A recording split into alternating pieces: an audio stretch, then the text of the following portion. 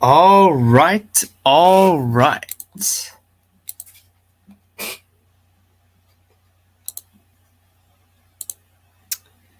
Who we got here tonight? Oh, looks like Quinlan Voss got here early. Oh yeah, you came almost half hour early. Wow. Oh, we also got Zim the Despot up in here. Oh, hey Aiden, what's going on? What is going on?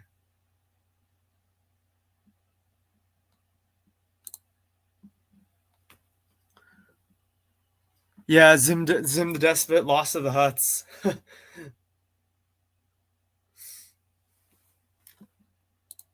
Hello, Ma, what's going on? So,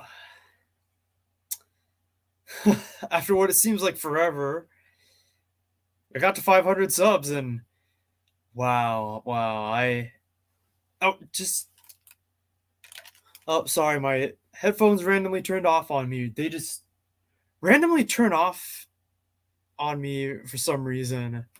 I don't want them to.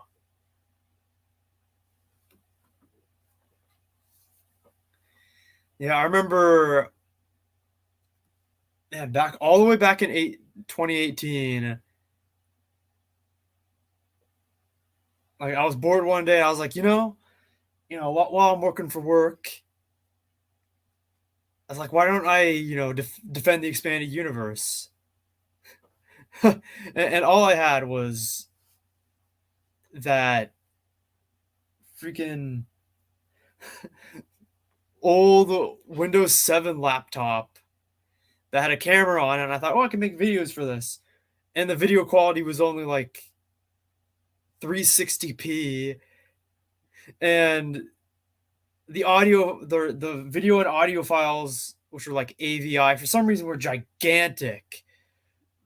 So it took me forever to upload that stuff if I wanted to do something long.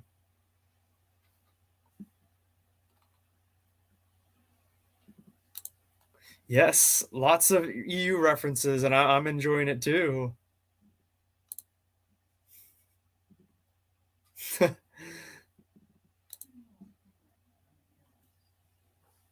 Ah, no worries. I wanted to make sure I'd get on early so some people get on. I didn't want to get on at like 10 my time. Oh yes, 501 actually. Yes. Thank you for correcting me.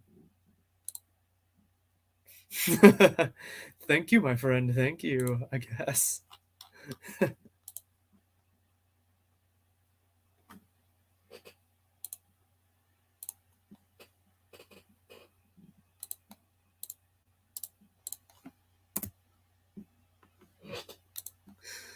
Your comments, dude, are just crazy. They're so crazy. Oh, thank you, thank you. Yes, we are the 501st Legion of EU fans. We will spread love for the EU and slay the Starlog quote humpers.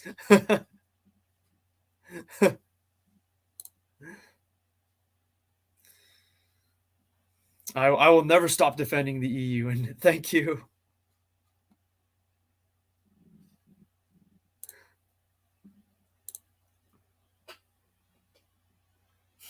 And everyone and your EU chads. Okay. Yeah, who knows? I might end up summoning Alex. That would be pretty cool if he came on here with me.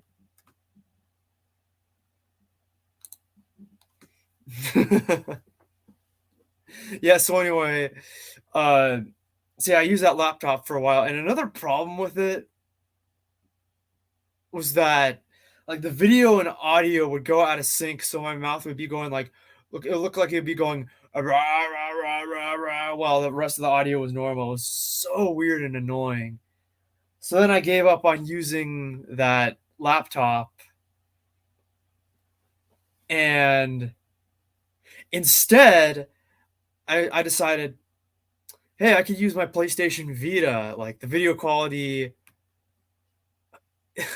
was like a little bit better, and at least it was stable. And I did that for a few months. And then I got like this, it was like an actual webcam. And I used that for like almost a year before I got the video editor in 2019. And so slowly over time, the quality of content had improved. Well, why doesn't someone summon him? I don't know if Alex is up or not, or if his internet would allow him to come on, or but it'd be cool if he at least was in the chat.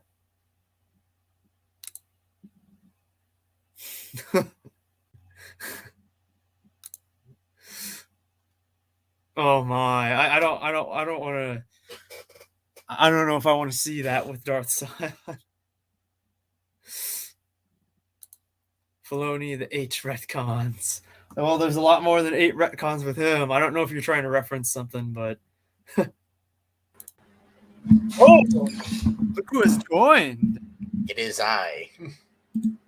Yes, my good friend Kyle. Yeah, I've been MIA from the YouTube scene. Yeah, it also seems like it's been a while since you've Done, done your AMV stuff, man. That and being in a Star Wars related podcast. Yeah, Me and like Iron what was the still last one you were on? I think the one with like the Clone Wars show, like the where I had Tad Larkin on. Yeah, it kind of vanished from that whole thing. So, Latvian Dragon says, "Oh, congrats, thank you, Latvian." woo. No, me and Iron still hang out on Discord. Occasionally play Empire War, which he still needs to upload those recordings that me and him did. Yeah, yeah. You're gonna have to send that stuff to me again because, like, I had some of that stuff on my laptop. I will resend them. And what happened? Okay, so it's in July or August. Like, the laptop fan started going, and so the guy replaced both the hard drive because I think the hard drive was failing too. And so they upgraded it with like a new drive plus an SSD on it. He put the Windows 10 on the SSD and. All right, I'm sending it to you on Discord. Actually,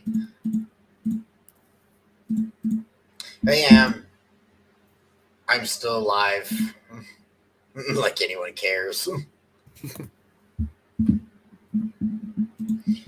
And I'm watching my fiance on her phone in the room. Is she being adorable? Yes, she is being adorable. She's giving me that thing that you do with your finger in front of the mouse saying no. Oh yes, the good old days, my friend. Of course, I remember, over that one summer, Male Exile, you would upload the videos, or no, I would go for a walk. There would be like a strawberry smoothie waiting in the refrigerator for me, and then I would go and be like, "Oh, my friend has uploaded a video."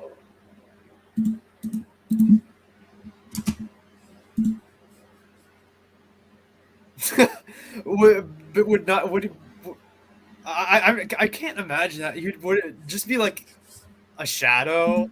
There'd be just like this black hole sitting there with a mask. A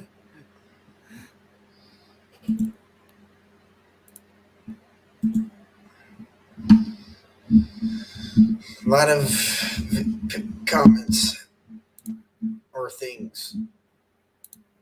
I'm not even looking at it.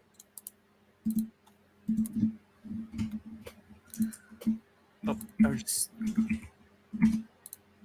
let's see, the Zim the Despot says the Doomcocks and the Geeks and Gamers of the Fandom Menace would be more likable if they stopped sucking off Filoni and pulled in Eric July and created something. Yeah, like they're honestly, Filoni simps.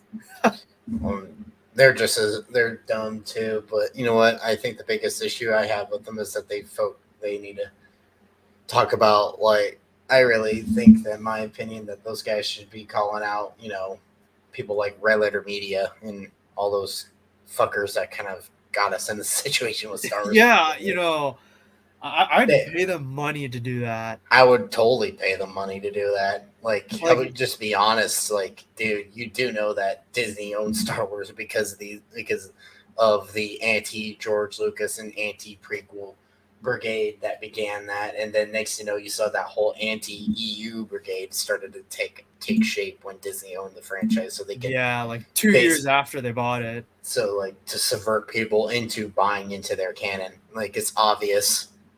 And then they started trying to, like, paint a false narrative. This is why it's so hard to be a Star Wars fan nowadays. It really is. Like, even though, I don't really like the Menace all that much, I imagine, with the subscribe base they have, if they were calling out, all those, they probably would lose subscribers. They would get views. They have the views, yeah, but they would probably lose subscribers because there's a lot of Red Letter Media fanboys that follow them. So, yeah, they would probably split their own. But even the controversy would get the videos lots of views if they did it. Yeah, honestly, I would have a lot more respect for them if they did that. Because I really think that I think the biggest issue with Star Wars now is not even Disney. They're a symptom of the problem. It's the fucking fans that got us in this situation is because of those fuckers. I mean, I can't stand Cosmonaut. I can't stand Red Letter Media. I hate those guys way more than what I can really think about the fandom menace in quotation marks. Well, then again, I can't stand certain people that rhyme with that are the word cuck. So yep, and I know who you're talking about. Yeah, I'm pretty sure everyone here probably knows who I'm talking about, or what two individuals. Well, two individuals. Because the other one seems to have moved on. I mean, credit to him. Yeah. It's just two certain cucks that decided to wage war against the Phantom Menace, and then we used to be friends with them. Oh, yes, my friend. We do need a CK2 run. Crusader King 2. Is that freaking, let me guess, is that Brad? Oh, yep. That's my brother Chad. Oh, Games Freak asks, since I'm getting into other sci-fi, have I ever watched Quantum Leap or Blade Runner? I do plan on watching Quantum Leap. In fact, my dad put a bunch of digital shows on a hard drive and sent it down for me to watch. And the original Quantum Leap, was in there. And I'm really interested in that simply because of Scott Bakula being in the show, because he was also known for playing Captain Archer in Star Trek Enterprise. So kind of interested in seeing him in that role that kind of made him big in sci-fi before he became captain of the NX-01. And I'm really interested in Blade Runner simply for also the soundtrack, because I like the whole, like, what's his name, Vangelis, the composer, and he uses his like Yamaha CS80 synth in there.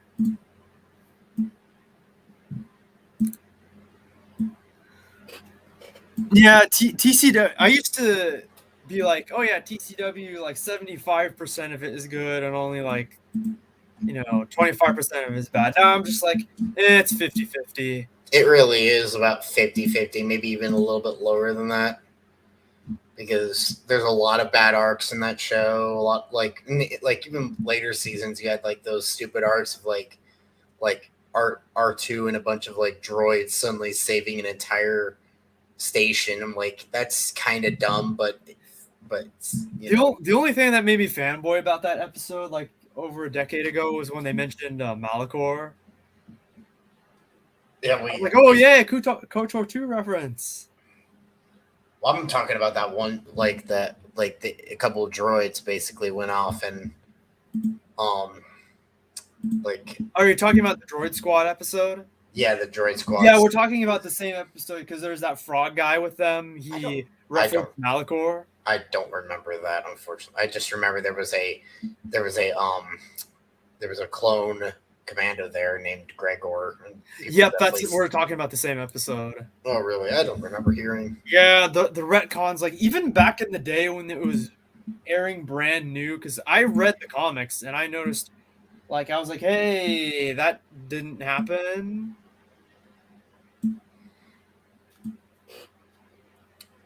Hey, Marcel's up here. That's like another thing is that people. I get so tired of people blaming George Lucas for TCW. No, it was Filoni. Just look at what he's doing with Disney canon now. As I said in my Force Wave video, oh, it was George. Blame George for the retcon, not me. I bet Force Wave wouldn't have the balls to actually debate you in person. Actually, like, no, he wouldn't, because he probably. I would say, hey, man, what about this quote? Like, why does this quote from Lucas count, but not? Well, because here's the thing: is that Force Wave is the kind of guy that probably can't handle criticism, and he fucking probably he probably is like one of the he's probably and the fact that he defended a pedophile is fucking disgusting. By the way, yeah, Ezra Miller. Yeah, like seriously, like, and the fact that he also freaking what else? Yeah, like he freaking the fact that he can't handle criticism proof that he can't be a writer. Like, you have to handle criticism. Like, sorry, this is how it works. Like, even as someone who like myself who writes as well, I'm ready. I like criticism. I like hearing what I can work on. Because if you can't take criticism, then how are you going to how are you going to improve? Exactly, and. And obviously Force Wave can't handle criticism, and I think it's also because he's also a Disney show and wants the fucking money and wants everyone to listen to him, or maybe he's in denial about like Disney stars being good. But I'm pretty sure in real life, in all honesty, he's one of those people that just I don't know. I don't really like talking down on. Well, actually, that's critical for me to say, but then again, just he definitely deserves criticism because he's kind of an idiot, doesn't understand Star Wars, kind of biased, and I maybe because I can't stand the fact that he defended a pedophile. So, yeah, I do kind of like the Comprador thing, and I also have it be S-canon. And then I apply my own headcanon retcon. So most of it doesn't happen. Like even if it did, it would be like really different from the events of how the show depicted it. I don't regard it canon at all, so I just completely ignore it. Because like there's a lot of really good ideas. Like the Malevolence is really cool from season 1. Yeah, there are things like in TCW for sure. There's nothing to hate about it. Really hate about it. Oh, Aiden finally joined us. Hey, there's that guy. I haven't seen him in a while. Hey, Aiden. Hi. Yeah.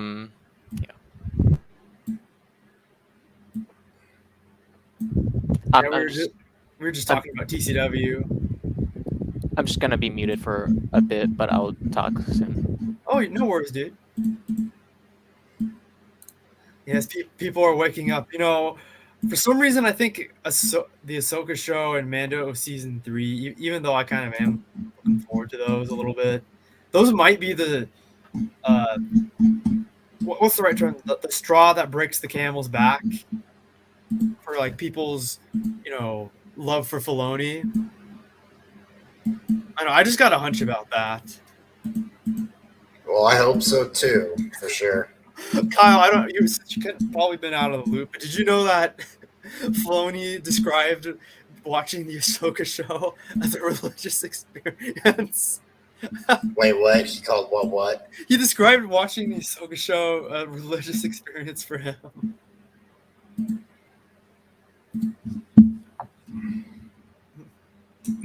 And well, then that proves that basically, then I don't know, he shouldn't be trustworthy. Filoni is just. Yep, the Fantasy Flights retcon. I don't That's the understand retcon. why Filoni gets so much like praise. I can't. I personally, I don't even think Ryan Kennel likes him. Mm-hmm. Well, Ryan Kennel's a fellow EU fan. I believe he did hate TCW until he became friends with Geeks and Gamers, or at least he has made criticisms. Maybe not hate it, but you know. Wonder why he doesn't want to upset his buddy or his followers. Well, I think it really is a viewership thing. That's probably why they haven't called out Rail Intermedia. I'm pretty sure they want to.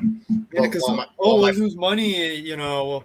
Views, but you know what? Freaking, at least then, if you call them out and do a counter narrative, you get people to like people who have actual open minds to, you know. And there's another person in here now. Who has come?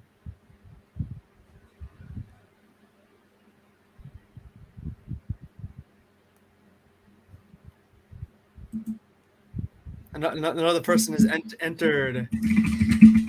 They probably.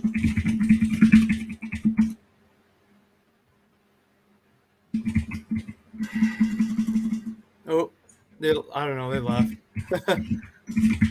Yeah, like Male Exile. My biggest problem with Dash Star, aka Lower Star, is he'd claim like, oh, I love the expanded universe so much, but he would never ask for it to be continued. He'd be like, oh, I hope that this character can be made canon. Make it canon. Make it canon. Make Mara canon. Make Kyle Katarn canon. Make Star Killer canon. It's like, problem is that if you make the like, what's making canon actually an accomplishment is my question.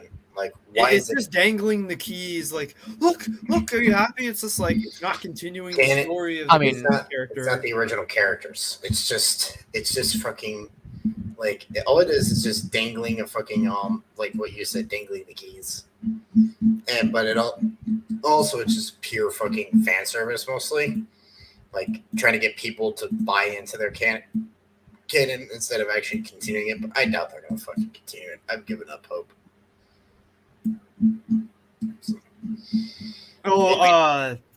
That reminds me. Did you know that there was a canceled EU thing? I guess it's a collection of short stories. It's called like Supernatural Encounters. Matt talked about that. Mm. And that's supposed to be coming out. I don't know when. I mean, they made like Thrawn canon and like, you know. Oh yeah, the Thrawn that gets angry when you don't appreciate art. Honestly, you know, I finally started watching Rebels season 3 again, and I mean, it's decent so far. It's just like I don't want Thrawn to be in it. Like, why couldn't have they created their own like Chiss character that's like Thrawn? Like, I would have preferred that. Well, it's not even Thrawn. Yeah, it's a different character. It's a wannabe Thrawn. Yes, Archer is underrated. Like, Enterprise is underrated in general. Like, even though I'm doing my fan rewrite of it to fix some of its issues, like I did enjoy season 3 and 4 the most. Oh, are you referencing Costa Ludo?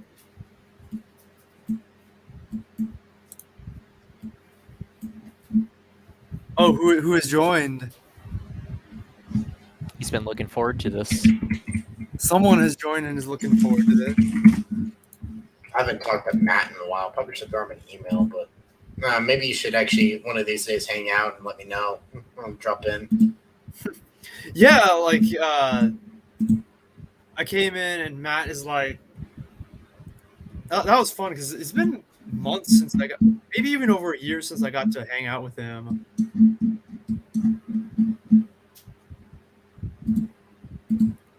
Yes, Maul is edgy.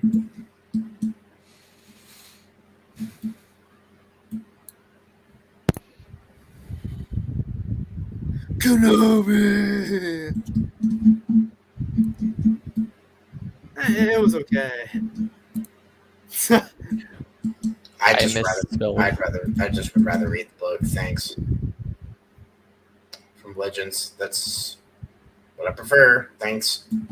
Yeah. Oh, Kyle, I probably haven't said this, but I've been reading the Corellian trilogy. I finally started that, Yay. and it's basically Han and his, the rest of his family. Leia and the kids. They all go to Corellia on a vacation, but it's also sort of part of an undercover thing, so that the New Republic can do some like intelligence thing.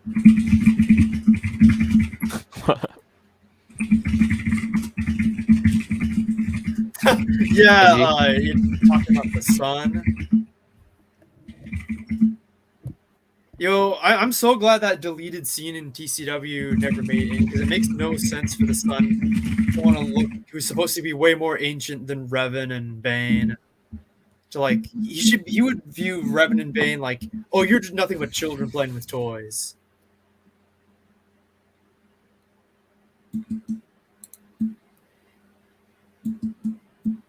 Oh, that would have been so cool. Like, I don't know, they can still keep Meeber Gascon like, commanding them, but they don't take him seriously because he's this little frog dude. But eventually they grow to respect him as like a tactician. Like that would have been way cooler.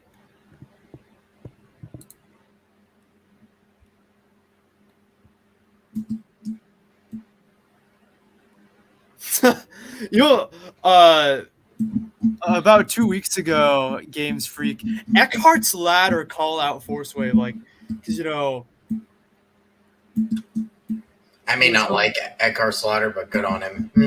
Yeah, he literally called his awfully written article clickbait nonsense.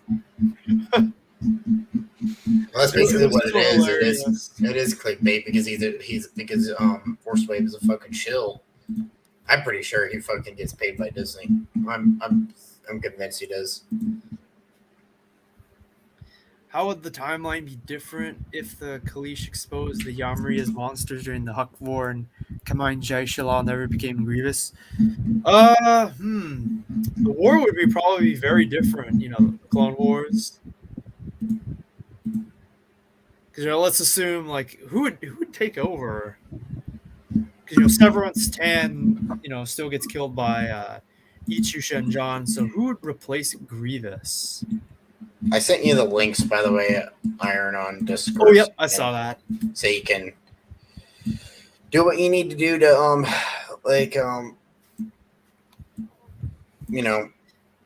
Yeah, I only know about it because, some stuff regarding that sometimes shows up in my Twitter feed from the boss. And, I was just... So sometimes I go on to check if Force Wave is, sharing his article so I can share my video. Like, he won't see it because I blocked him, but the people I personally wouldn't have blocked him because he seems like just to wait until he blocks you. What's funny, he hasn't blocked me. I actually wouldn't have blocked him, actually, dude. I think it would have been better if he blocked you. Therefore, I don't know. That's just my opinion. Well, Lance has tagged him and, constantly sent my video to him, and Force Wave hasn't blocked him, so I don't think he'd bug me. Well, that's just my opinion. I wouldn't have blocked him. I only would block someone if they were just getting on my nerves. And what's funny is... I remember I showed you that his Twitter banner, right? That he made. I'm pretty sure it looks shilly. It's actually a screenshot on my video, and his Kylo Ren profile looked like 2.5 hours. And what's funny is I downloaded it and I made that my Twitter profile pic. I mean my banner too. I don't know. I don't see the problem with having a 2-hour video. You know, it's Oh, Zim the Despot has joined us. when you give freaking Hello, everyone. How's it going? It's going okay. Just chilling. Saw you doing a live stream. Yeah, I've been wanting to do more of that, but you know, I think the last time I did a live stream was when I reviewed like the debut episodes of the Kenobi show. Huh. Yeah, that was a while ago. Yeah, that was all. That would have been like late May, June, something like that. Hey, Iron, whatever happened to those Star Wars Vision reviews? Oh man, because I just been feeling so down, I just didn't feel like editing them, but I will upload them eventually. Cause I still have all that stuff. I just gotta download the stuff, edit it, and then re-upload. All right. So don't worry, I'll eventually get it up. Maybe I should do that next week. The last Disney Plus Star Wars thing I saw was Mandalorian. The first season I actually liked a lot. You know, it was pretty neat. Stood on its own. Season 2 got really heavy into the fan service. Oh yeah, the cameos, man. We gotta have them cameos. Yeah, although the scene where Boba Fett drops out of the sky with his armor on, stands up, and the background music plays, I will admit that was a pretty cool scene. And I actually found that song on Spotify and added it to my the one playlist I have that is soundtrack music. Ooh. I'm glad they finally admitted that Django is a Mandalorian, because you know, before they're like, no, he's not. Because you know, Boba Fett showed up, he's just like, yeah, here's the chain code. You know, my father was a foundling, so rightfully it belongs to me. My thoughts on TCW, because when it aired, I was, you know, in the age demographic it was targeted for, and thought, this is pretty cool. And also, I once saw the advertisements for the Tartakovsky Clone Wars on Boomerang when I was at my grandparents' once, and you know, my mind was blown at the time, thinking, wait, Star Wars is more than just movies?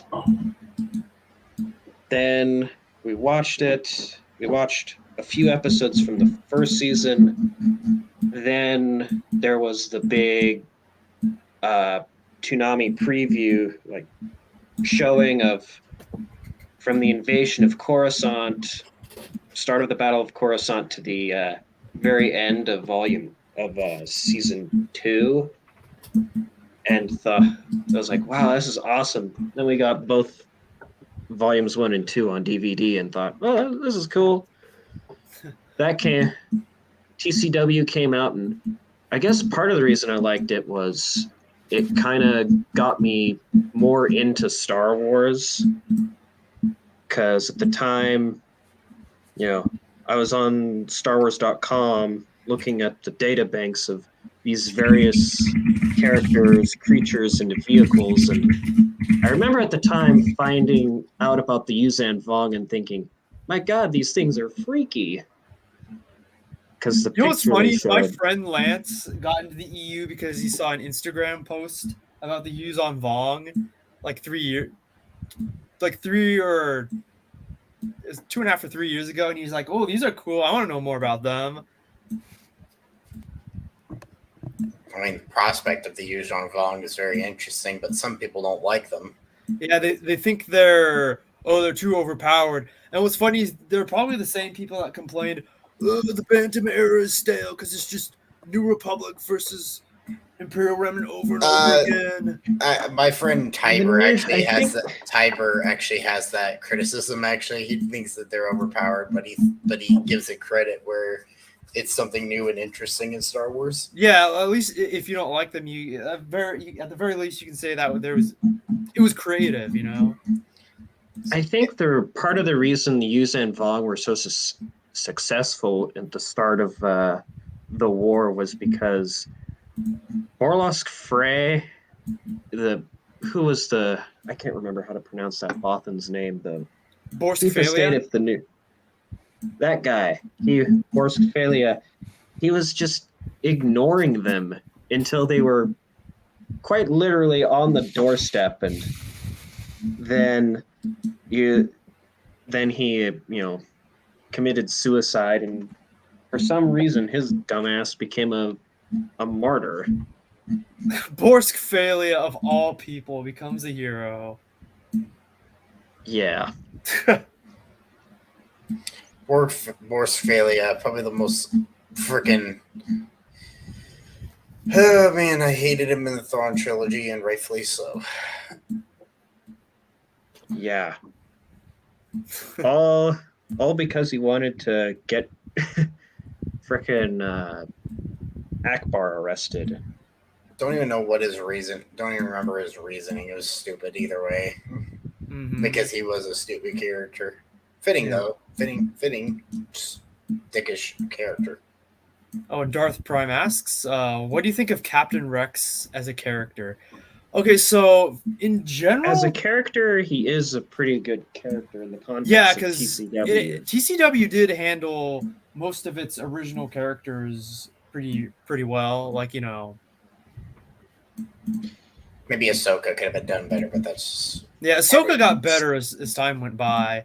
And, She Cad Bane was started pretty out as cool, too. obnoxious and then became less obnoxious as the series went on. Because, oh yeah, that's my thoughts on it. I also kind of you made the statement about it'll. Well, it's kind of what Games Freak said.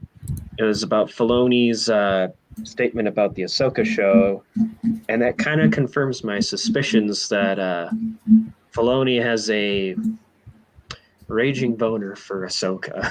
Oh, I don't want to think about that. No. or maybe he's just not willing to let her go at all. Yeah, like he should have listened to George, or her last stand should have been Malachor, because That's what I thought when I saw that episode, and then, oh no, Ahsoka lives. It's like, well, that's dumb. I also thought about that in when I saw the finale for Mandalorian season 1. I thought when Gideon gets out of his crashed TIE fighter with the Darksaber, my first thought was, well, Bo-Katan's dead. And then she shows up. It's like, what? How did that happen? Why? Yeah, Darth Prime pointed out that Rex was going to be Alpha 17 from the comics. They're like, oh, another character that starts with the letter A. There's too many.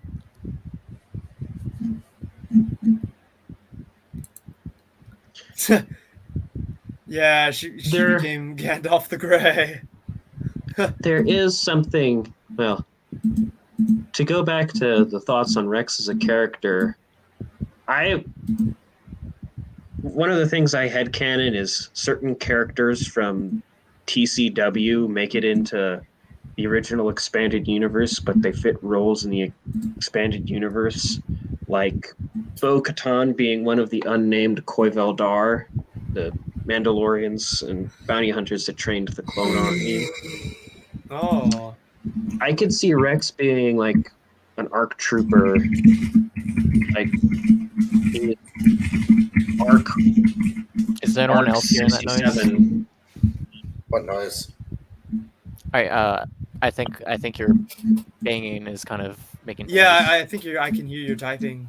It was me Games typing. Freak has joined us. It was me typing. All right. Oh, and we have another guest on. May I interrupt? Yeah. Your profile pic, is that Ember from Danny Phantom? Because it kind of looks like it. It looks like it, yeah. Yeah. I don't know who that is. Oh, you don't know who Ember is? from She was a ghost villain on Danny Phantom. I never saw Danny Phantom. I'm sorry. Most of the cartoons I watched growing up Hey, can were. anyone hear me? I want to make sure my mic's working. Oh, I can hear you fine, It's dude. good. I Yeah, can hear you loud and clear. Right, cool. Forgive me, but this is my first time being on the YouTube stream, so forgive me if I seem a bit nervous. Oh, no worries, dude. No, that's fine. Oh, and we were talking about your profile pic here.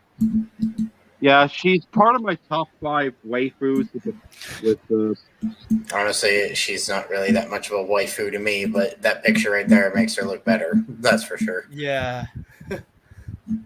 That's just Hmm. Oh, I don't want to think about that. think about what. What Darth Prime said here. I don't think no Kyle's. Ciccolone, she's the Oh, Holy that's- Spirit. Oh, that's What'd you say? sacrilege. Wait, Sacrilege. what happened? What It's I missed? if you look at Streamlabs, Iron like holds up a comment. Yeah, I'll be right back. Wait, what comment? Oh, look at what Darth Prime If said. you go on the YouTube live stream or the StreamYards, To Then- Filoni, Ahsoka Yeah. is a virgin Mary to him. Wait, what? I don't get it. Yeah, some post-ironic thing. yeah. I wouldn't go that far. That's kind of messed up. But at the same time, I wouldn't throw accusations like Yeah, can I say like something? you know. Oh, what's up? Go ahead. Yeah, I want to speak on the idea of Rex originally being Alpha 17. Now, admittedly,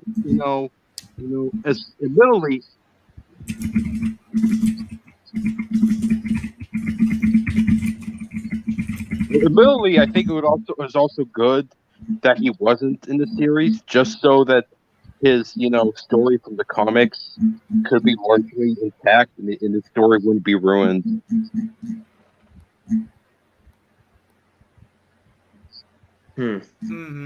Yeah. I guess that makes sense. But I'm also glad that the Dark Disciple arc didn't get made because it would have just. I honestly thought Dark Disciple wasn't a very good book to begin with, personally, but Oh, it was decent. I just didn't like the whole like Quinlan Voss adventurous romance. Like I prefer him with Colleen I mean, so much more. crop top shorts and fish net leggings. What's not to love? Oh yeah. if they ever did Quinlan Voss's Legends exploits into live action, I totally imagine Jason Momoa as Quinlan and Emilia Clarke as Colleen.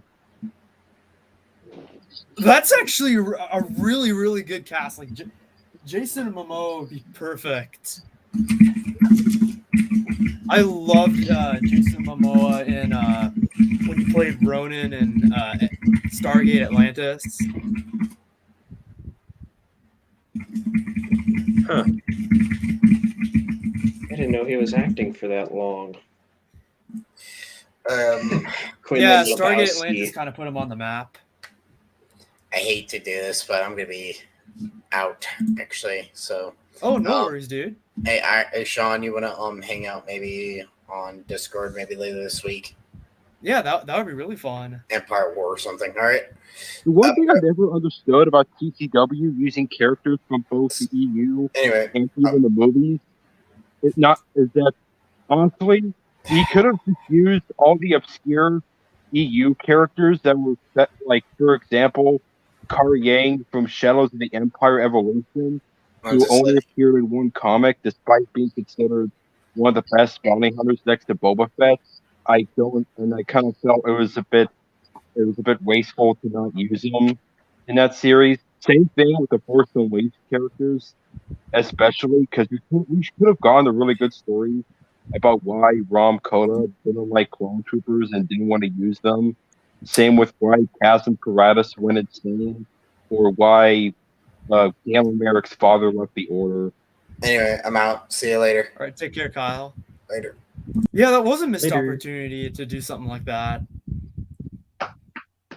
Or Jedi like Vulif Mon from the original Clone Wars. Another missed opportunity is Morgan Qatar and Huron. Yep, there's my comment from earlier. Ugh, I don't want to think about that either. My friend here is saying this jokingly. Oh, we have another guest.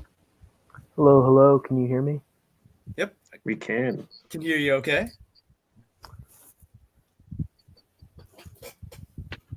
Oh, just a sec. I gotta plug my headphones in. I was hoping it would not be demanding to be charged while I was doing this, but gotta do what I gotta No, do. don't make Gil Merrick canon. Like stop with that shit. Don't make any of Don't them butcher canon. him. Like, what would he even do? What would even be his purpose?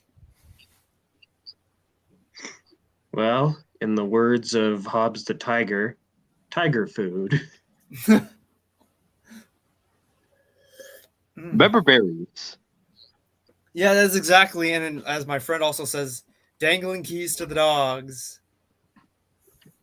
No, more like dangling cleaves to the seals because they go like this.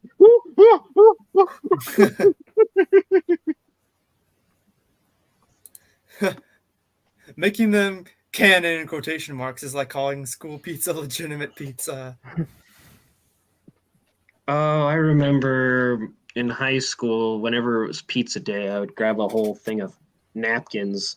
Before I eat the pizza, I would put the napkins on top of the pizza and soak up the extra grease. I went through like Oh yeah. 5 or 6 napkins. Ugh. Did you guys hear Hey, is it that okay if I say Rom something a little Coda off is apparently topic? canon now? No, he's not, is he? Yeah, you know that in the Obi-Wan show there was that wall and all those names? One of them said Rom Coda. And they also made Curon canon too. Seriously? Oh my Yep. gosh. Wow. Oh yeah, Supernatural Counters comes out later this year. I heard that it's I going to heard expand upon Somraptor- Waru from the Crystal Star. Yeah, and it's gonna expand on the. I heard Marvel UK Somraptor. comics too. This was about a year ago. He had an interview with the writer of Supernatural Encounters. Who is the writer of that again? Joseph Bonjoro. Joe Bonjoro. Yes, yes. Hey, is it okay if I say something a little off topic? Oh, sure. Hey, to Iron and hey, the guy with the bleach profile picture, is that Siberian Dream? Oh, did he comment? Is he here? Think I saw him in the chat of earlier.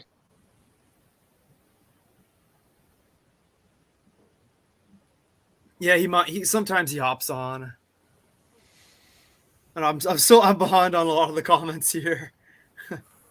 Yeah, some of these are comments I made like half an hour ago. Oh, like you talked about meeting Matt on the stream. Yeah, that was awesome. That was. I mean, Dark Empire is divisive. Like some people like it. It's a love or hate thing. Who couldn't like The Dark art Empire? I still style don't to that understand. kind of I don't like the art style. The colors are too much greens and whatnot, but the story I can appreciate. I actually really like the art. Yeah, I've always liked Yeah. it too. That's really just my personal complaint about Dark Empire if I had to choose something, but that's that. Granted, I'm also comparing it to a lot of the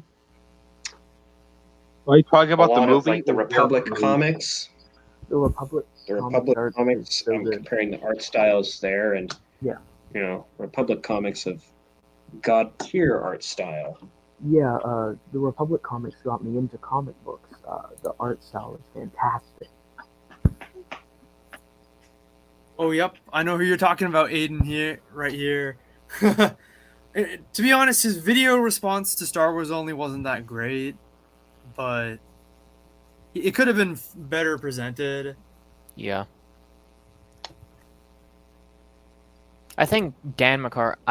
You probably don't remember his name, but the guy that Star Wars Only was responding to was called like Dan McCarthy, but or at least his username was. So apparently he did a I think video. Jedi Outcast is the best one in the series.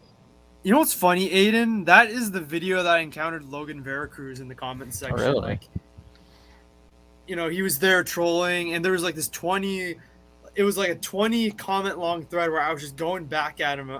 They sort of cut this short, but I actually gotta do some stuff for the rest of the night. But it was nice being with you guys. Oh, it was good to have you on. Oh, thanks for coming on. Oh yeah, the first Dark Forces. I have that for DOS, and I also have the PS1 version too. And I believe I Kyle haven't played even Dark Forces. I have the one I like the most. The one that I've played the most is Jedi Academy. But I got a day off for my birthday, and I went to. Do you guys remember what Hastings was? Oh yeah, I remember Hastings. There used to be one across from my old high school, but it's turned to something. They went out of something business. else. Yeah.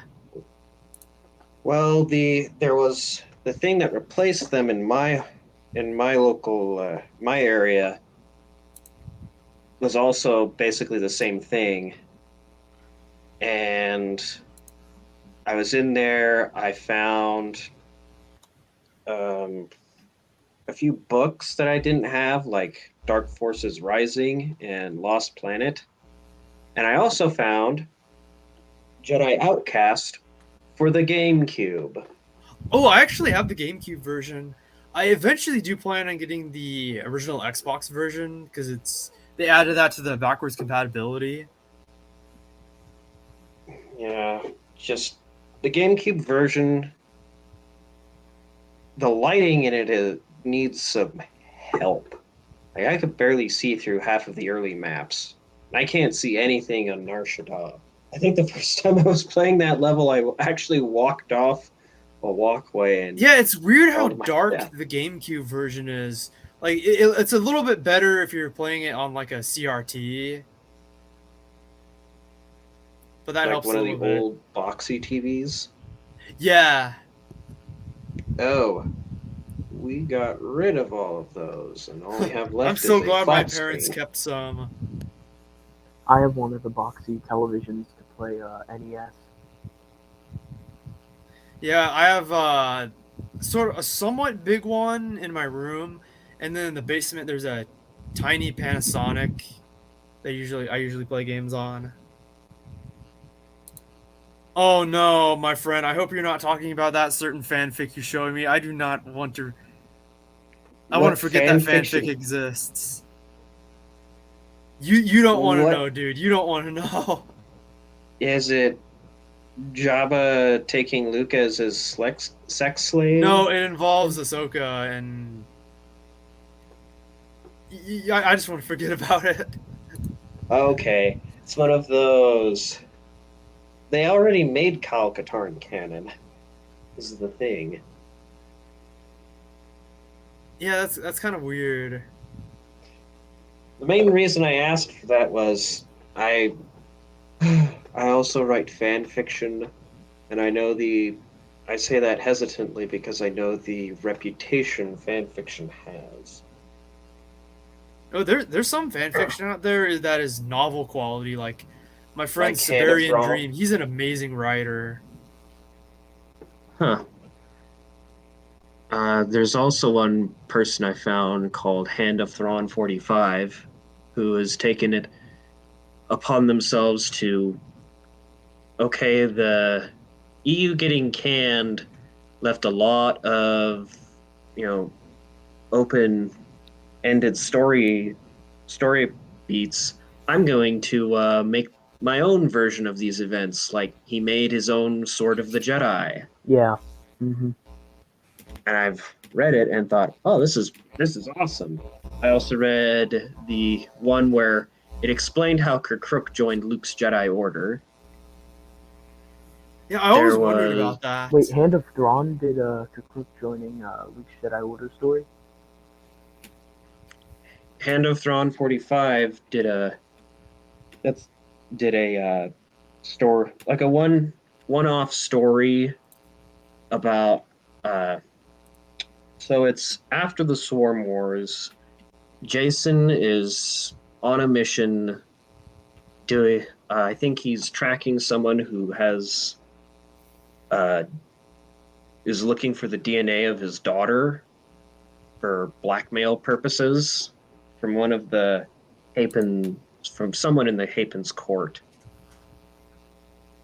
And Luke and Mara Jade, as well as Ben, who was in the opening part of the story and breaks his arm, and Mara and Luke are going around trying to find out what's going on, and it all leads them and Jason to the same planet.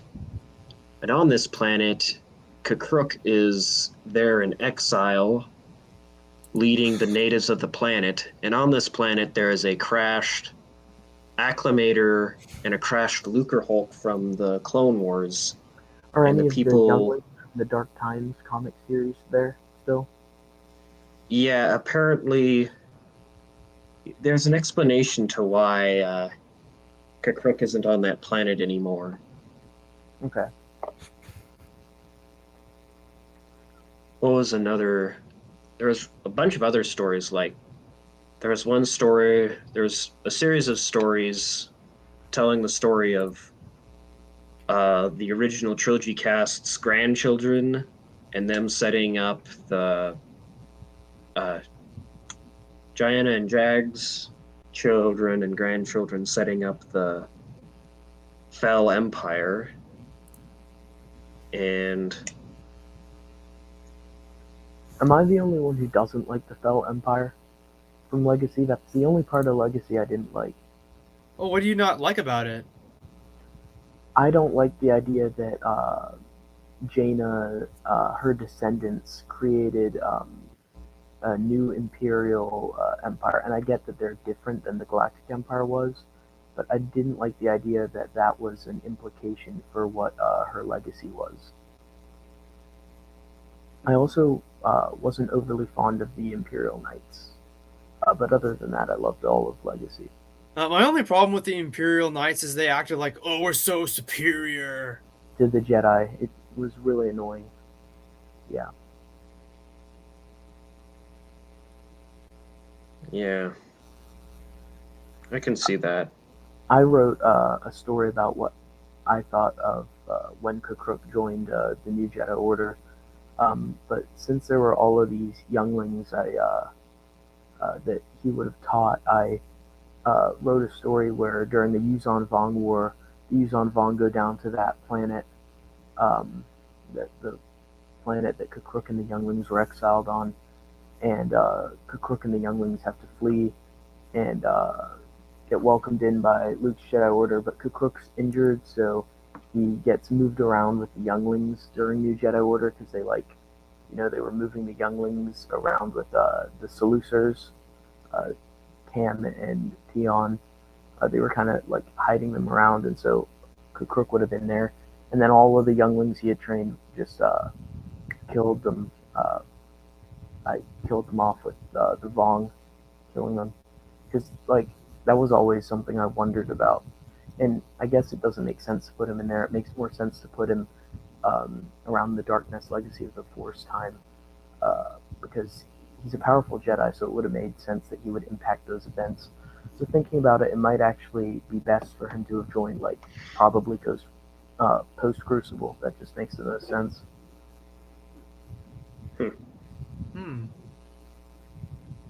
Yeah, When when it comes to Legacy, coming up with my own story ideas, I'm better at coming up with ideas and writing So that's why I have my friend Siberian Dream helping me out with any of my projects. Yeah, I'm in the same boat. I've been writing a fic for the last over a year, really. It'll be a year since I started releasing it in next February. And the basis for that story is it's 2 years after the Stark Hyperspace War, and pirates are still plaguing parts of space, and a Jedi Knight and his Padawan and a small team of Antarian Rangers are sent to investigate. The Padawan ends up following the pirates back to a planet they have as a base, gets shot down, crash lands, and gets picked up by some of the natives of this planet. Now, the natives of the planet are a species of alien that I originally came up with called the Uni, and I based them off of a creature from Japanese folklore called they're called the Uni, and they're basically the Japanese take on ogres, being very tall, red skin, horns sticking out of their head, have a taste for eating people, but in this story, they don't eat people.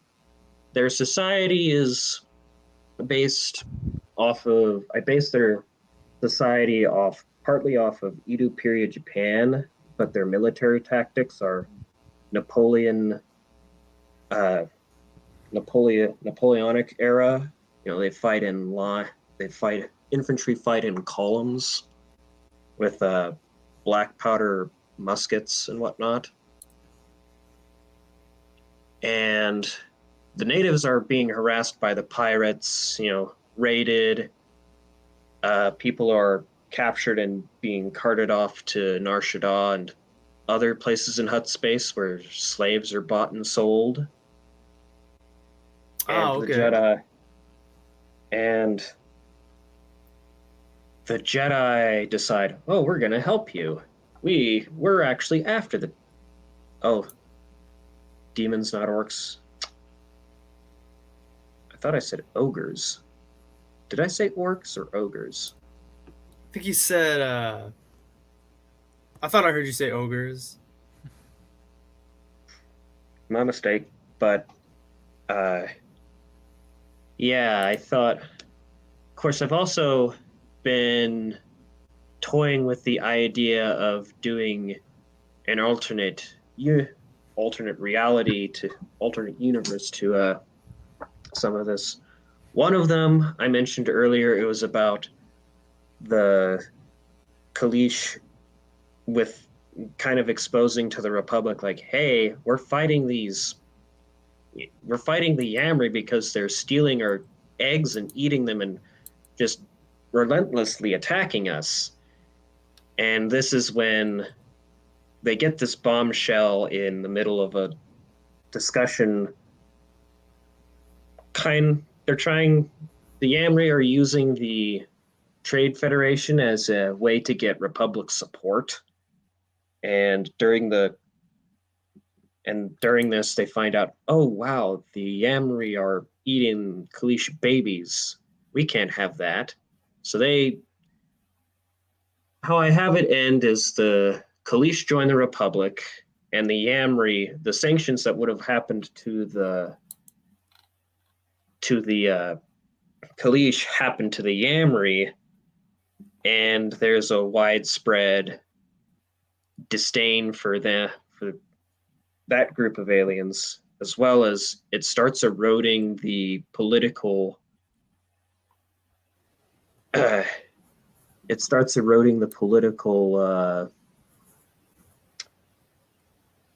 all the political leverage the Trade Federation has starts to go away. Oh, Quinlan Voss is leaving? Yeah, I'm gonna have to head out now. It's late. It's cool to have you on, man. Hey, thanks for having me on. I'd love to be on more. Talk about Alex is here. Alex has been summoned. That took way too long. Yeah, just as you're about to leave. Yeah. Come on, Alex. You should have been here an hour ago. You were summoned. But, hey, congratulations on such a great milestone. Oh, thank you. I'll see you. All right, take care, man. Take care. Anyways, where was I? The Kalish, become part of the Republic. Kaminjai Shalal is the senator of the Kalish. And that idea kind of makes me laugh. See who he butts heads with. Or becomes friends with. The idea of if Padme ever becomes senator, and she's like really friendly with Senator Shalal, and Shalal is just like, this is weird. You're overly friendly with me, and everyone seems to be very cautious around me. What's another one? Another thing I'm thinking of is after the Battle of Galadran and Jango Fett is sold into slavery by the governor, a team, after a few years down the line, a team of Mandalorians decide to rescue Jango Fett from captivity. And a bunch of the Mandos on here are Koival Dar members that would have been old enough to remember the Mandalorian Civil War, like Kal Skirata or Rav Browler. There's going to be a few original Mandos. I even asked Tad Larkin if I could use his original character, Jace Larkin, thinking, oh, that would be a cool reference to one of my favorite YouTubers. Oh, what did he say? He was like, oh, sure, you could use my OC's daddy. And this was on a Discord hangout with him that I do because that's a Patreon award of his, and everyone else thought that statement was kind of funny. So yeah, I want to support him on Patreon, but I have no money coming in, so I'll have to wait to do it. Yeah, that's fair. But Jango gets freed.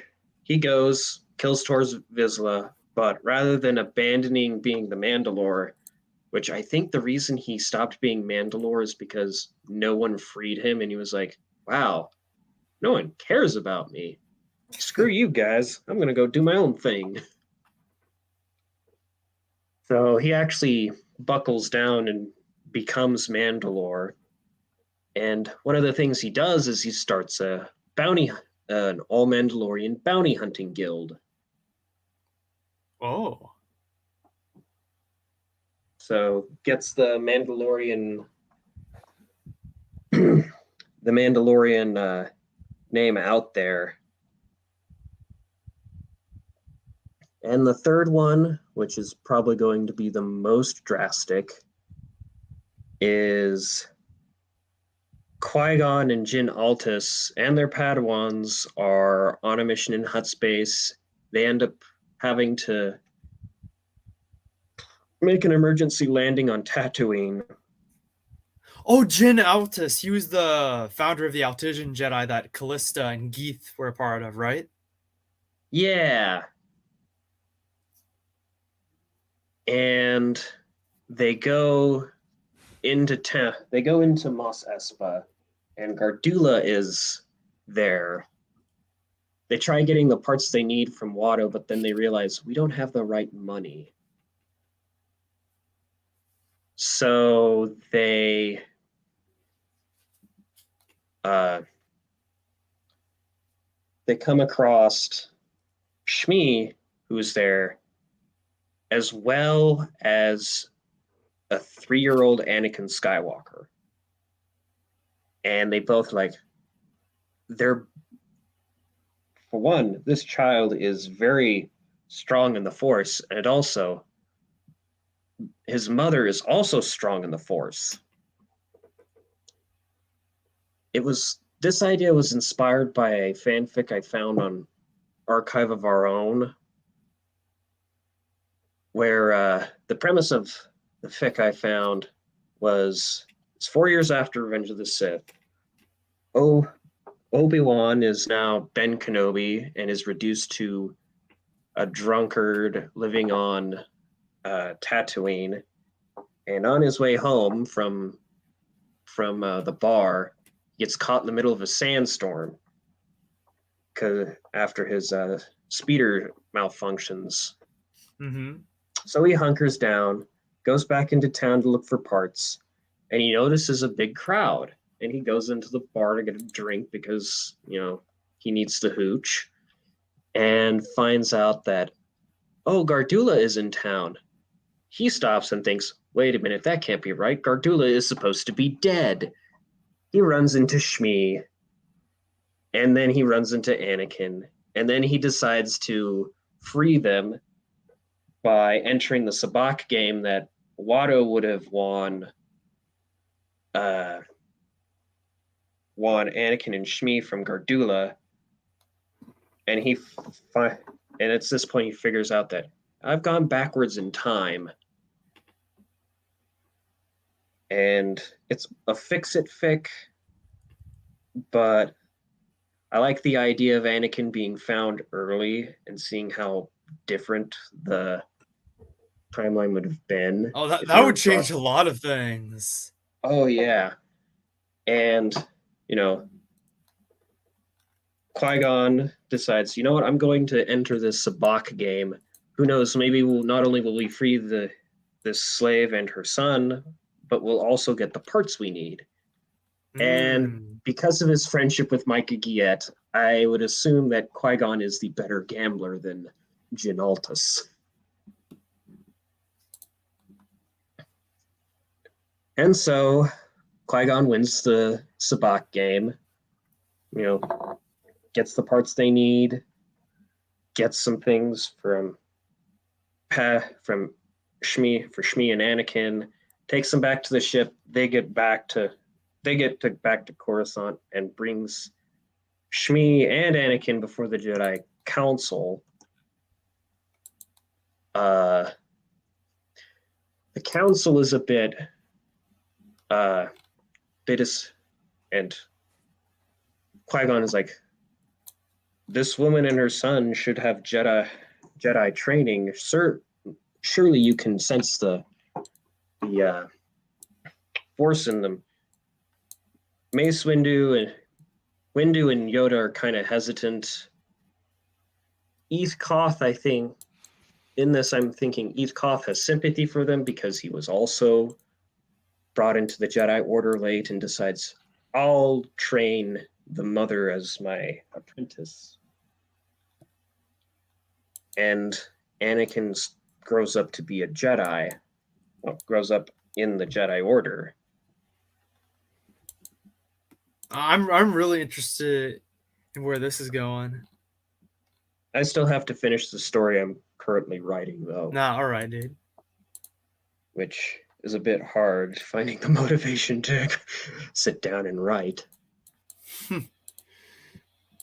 Yeah, there's some days where I want to write and I'm just like, I don't feel like it. It's almost been that way, like,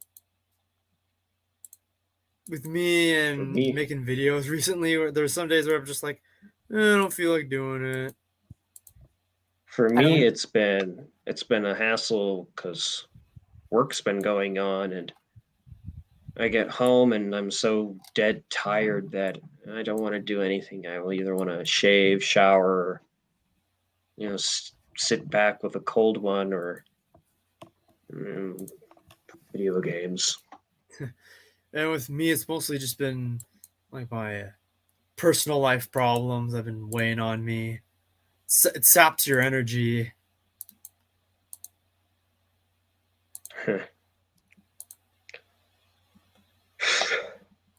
Which is strange because I keep thinking of how I'm going to write the next lines of my story, and then I get down to it. It's like, this is too hard. And we have another person joining us. Who has come?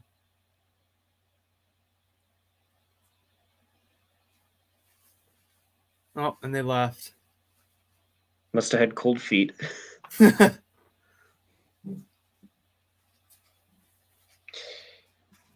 Not only that, I've also been kind of on an Elder Scrolls kick lately as well. Oh, which Elder Scrolls game are you playing? I bought Skyrim for the third time, but this time for the computer, and I've downloaded a few mods for it. Oh, man, Mainly some of the magic. mods for those games, they're great. Mostly a bug fix mod, and as well as some overhaul mods for like I got the Winter Sun Faiths mod, which makes the religion aspects more dynamic, more reasonable. Same person also does a magic overhaul, a perk overhaul, a combat overhaul, as well as an overhaul for the lycanthropy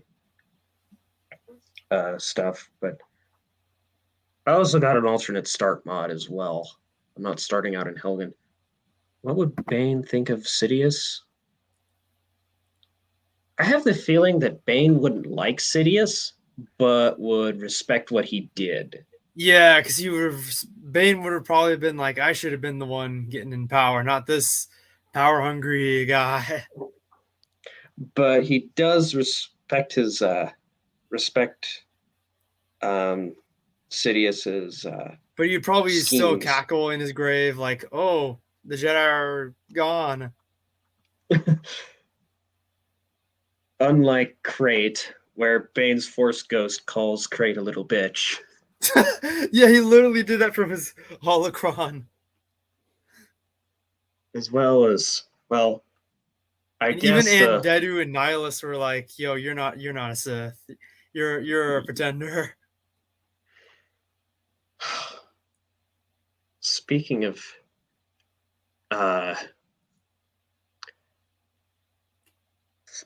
of Crate, or should I say Ashrod Head, there was an interesting story fanfiction story I came across, where it was a rewrite of the Force of episode 7, where things were a bit more EU friendly. Like they actually had EU characters as a part of the story, and they weren't.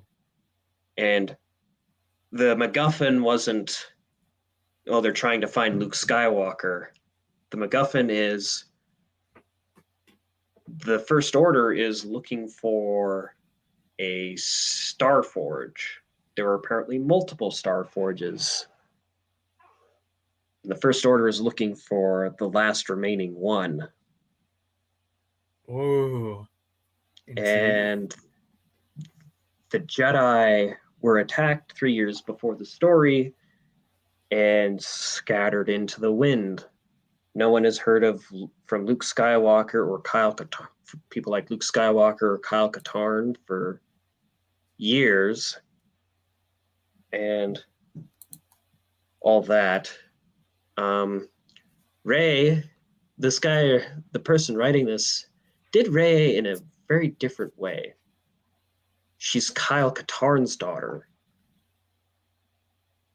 Really? And yeah, and she was apparently Ashrod Het actually joined Luke's Jedi Order, and all of his students get adopted as Tusken Raiders and live on Tatooine for a bit, and then they're wandering the galaxy just they have the Tusken mask on.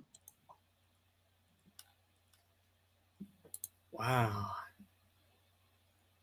Oh, and Leia is also a politician in the New Republic instead of a general in a resistance.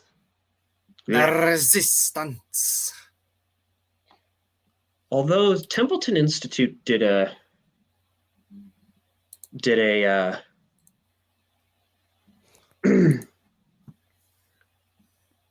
the Templeton Institute did how they would have written both the New Republic for Disney canon as well as the First Order. And the way they did the Resistance, it kind of reminded me of this group during World War II called the Flying Tigers. They were a group of American pilots that were hired by the Chinese Republic to fight off the Imperial Japanese invasion. And in fact, they were officially known as the First Volunteer Group. And that's what the Resistance is supposedly called, is the First Volunteer Group, which I thought was a neat little touch.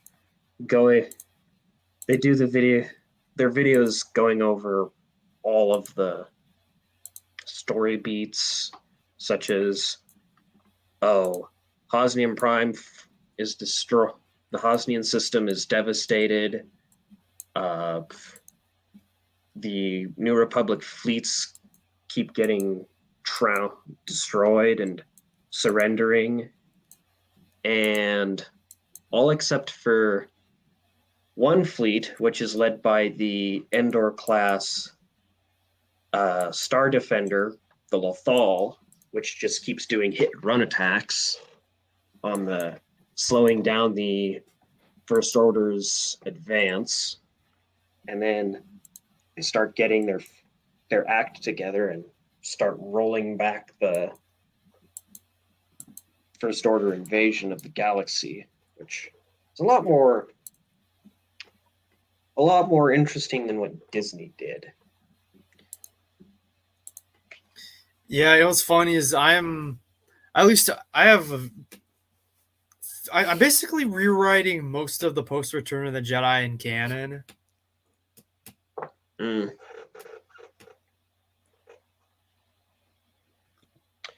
Like I have a few. I'm borrowing just a few ideas from George Lucas's quote unquote story treatments.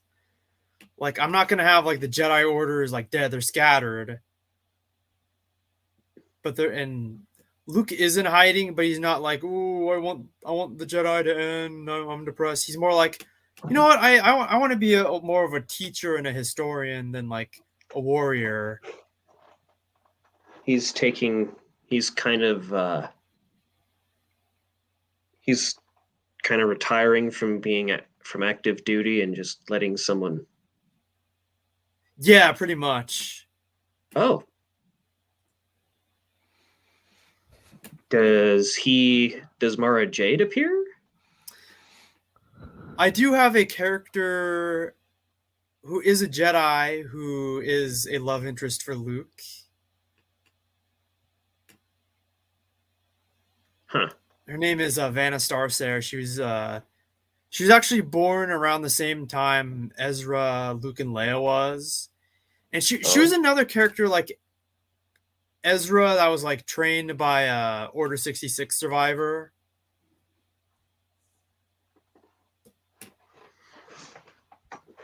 Like she was the child of two Jedi. Interesting. And her father's old master was contacted by Yoda, or actually what happened is his former Padawan just so happened to escape Order 66, and he went off to a random area of space, and he just so happened to crash on Dagobah, and his master was able to track it with like because they kept like a tracking thing so they could find each other. And Yoda knew about the daughter, Vanna, and Yoda is like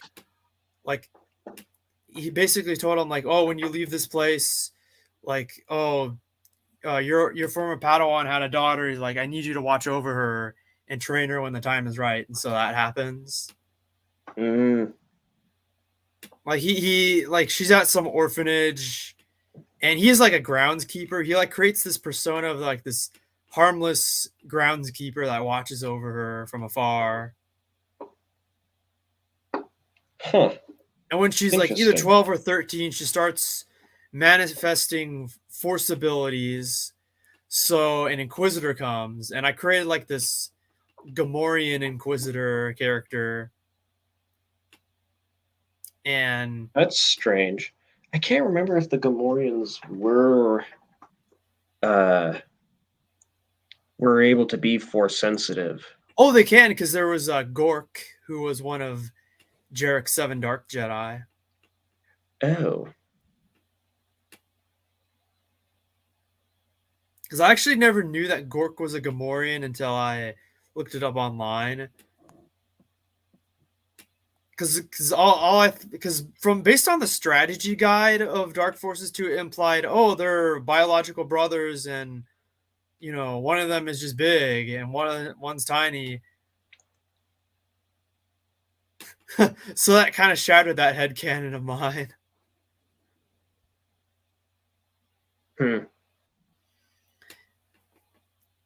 And so at one point, Vanna tries to, at one point her master sacrifices himself. And at some point she actually goes to Dagobah and trains for a year, but then she's like, oh, I need to go with the rebellion again and fight with them. But Yoda's like, I need to complete your training, but she leaves anyway. And eventually she leaves to try and search for Ezra to try and bring him back, and she gets kind of lost in the unknown regions.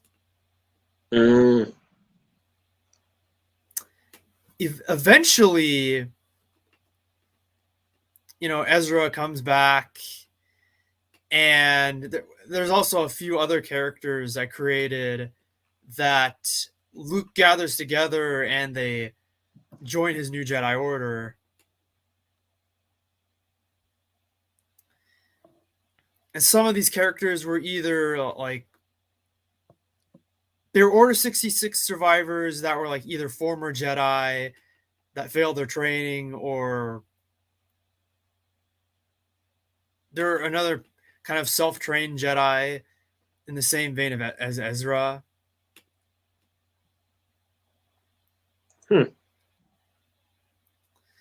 One of them, I created this character. He's a Bothan named Charlie Farfalla. His father was a Jedi that was a Bothan Jedi that survived Order 66. But this other Inquisitor character I created, and the Grand Inquisitor hunted him, and they killed him on Bothui. And one thing I'm going to do is Charlie Farfalla was part of the Bothan team that went to go steal the second Death Star plans. And it was an instinctive use of the Force that allowed him to survive and complete the mission. And then after the the destruction of the second Death Star, he went almost, because he kind of mirrors Kyle Katarn in a lot of ways, in the sense that he helped steal the Death Star plans, and then he wants to go search for his and explore his Jedi heritage. And he basically wields his father's lightsaber and kind of learns from a holocron his father left behind. And this other Inquisitor character I created that was involved, in the murder of his father, within it, he and the Grand Inquisitor did. He becomes the last surviving Inquisitor left, and he kind of becomes an Imperial warlord,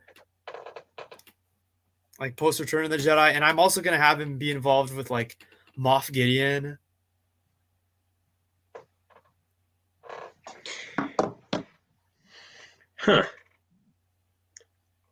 So you're taking the same approach I am and seeing canon characters and repurposing them into legends. Yep. And what I'm going to have is Luke at first, is oh yeah, I'm going to only accept young students.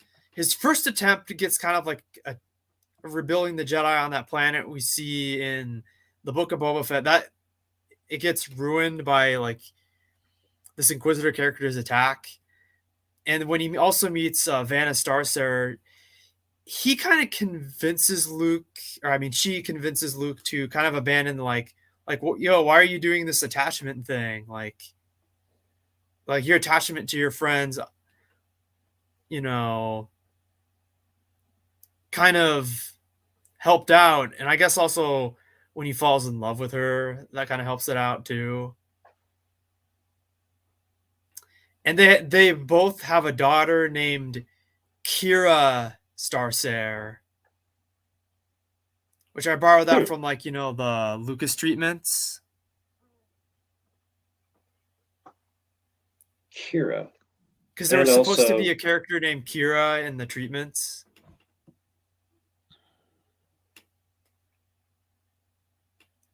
Huh. Maybe he heard the name from SWTOR, and because if I had to have a wife, it would be Kira Carson. Oh, good choice. Good choice. 'Cause I remember liking her. I loved romancing her in that game. Because the Jedi Yeah, Knight it was was- the furthest story I got into SWTOR.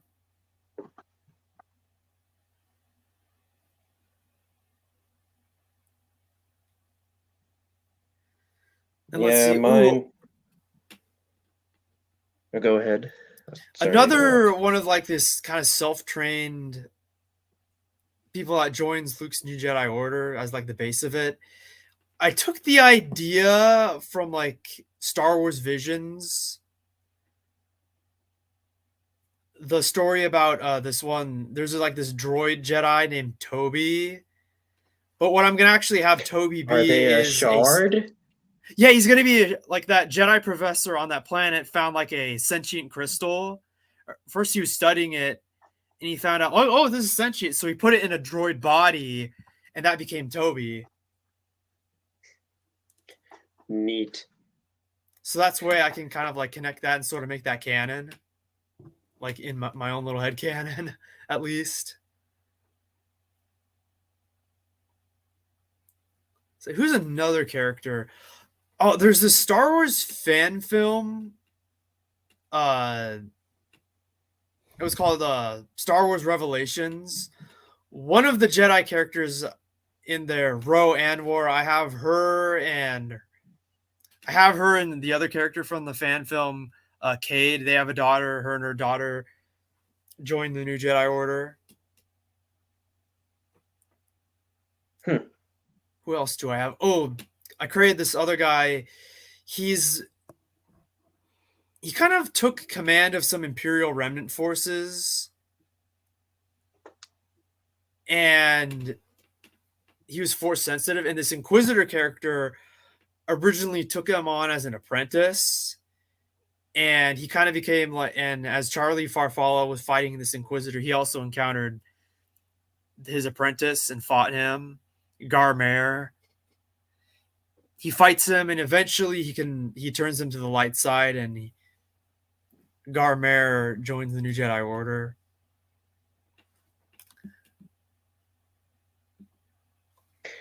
Sounds like you got quite the. And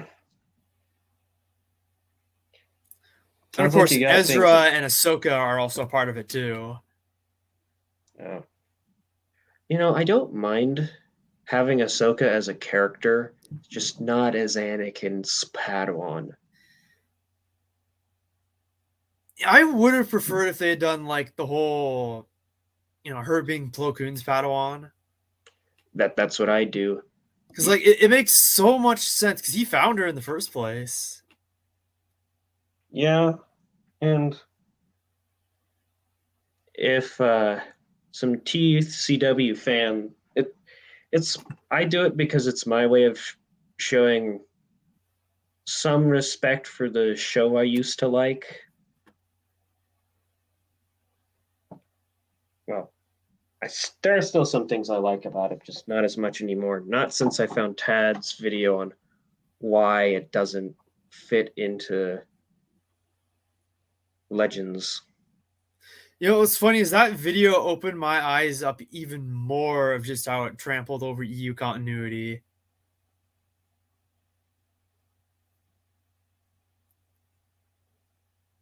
See Yeah. what for the my post Return of the Jedi rewrite.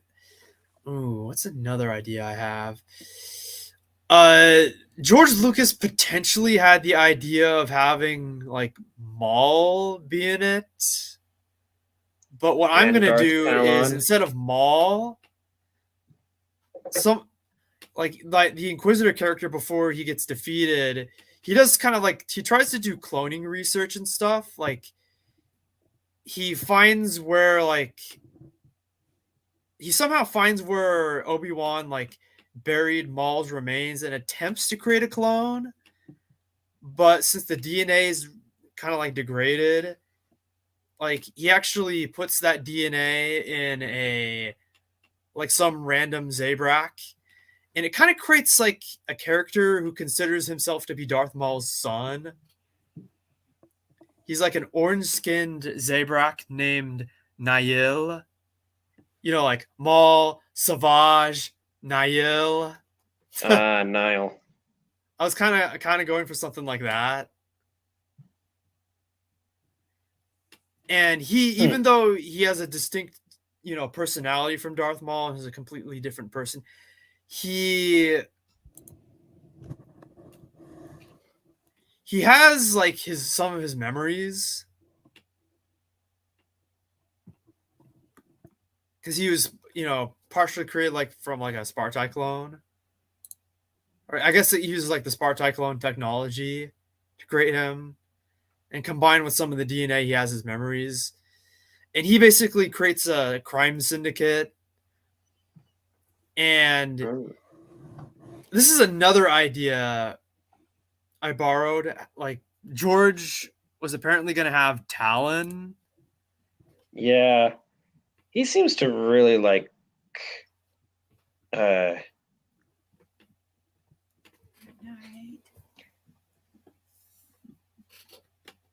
he seems to really like Twi'lek's course. How could you not?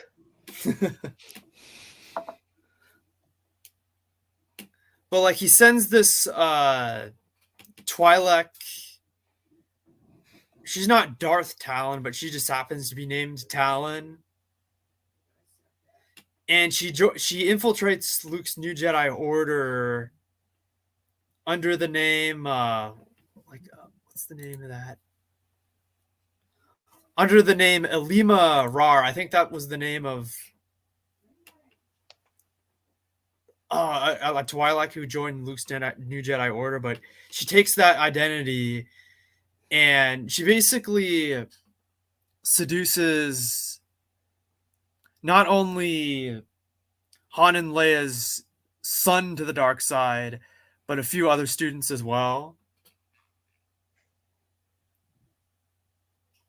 Like that's one idea I do. Please tell me Han and Leia's son is not named Ben. Oh, I'm just gonna have him be Jason. Because why Okay. Phew. Had me scared there for a moment. Oh, Male Exile, it's not letting you join. It says your devices are not connected.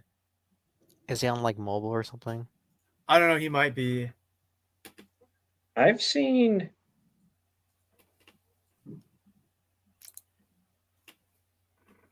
Oh, you've seen what? I've been able to do it on mobile before. Yeah, Just... because it's just...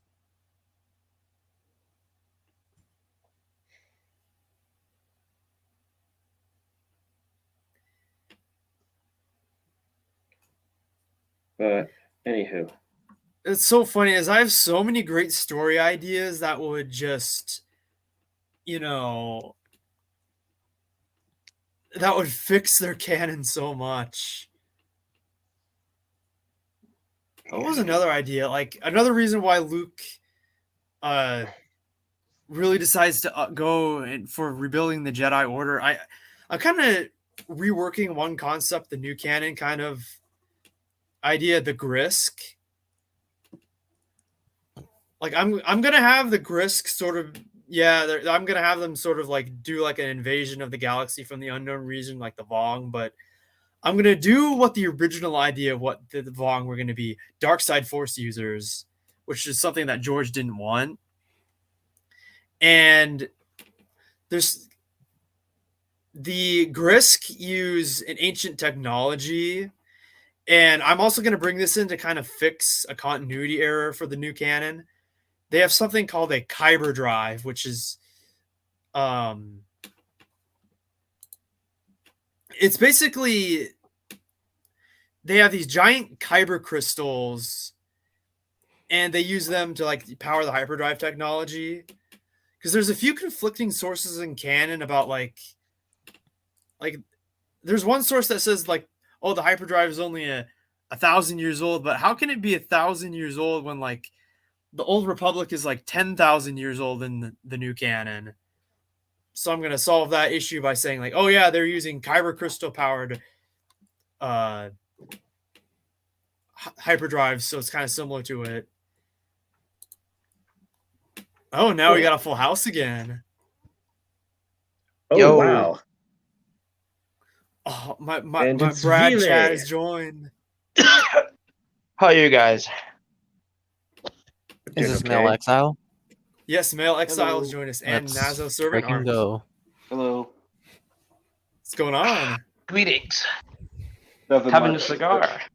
Like I said, everybody, like I think maybe my brother is the only other person awake right now.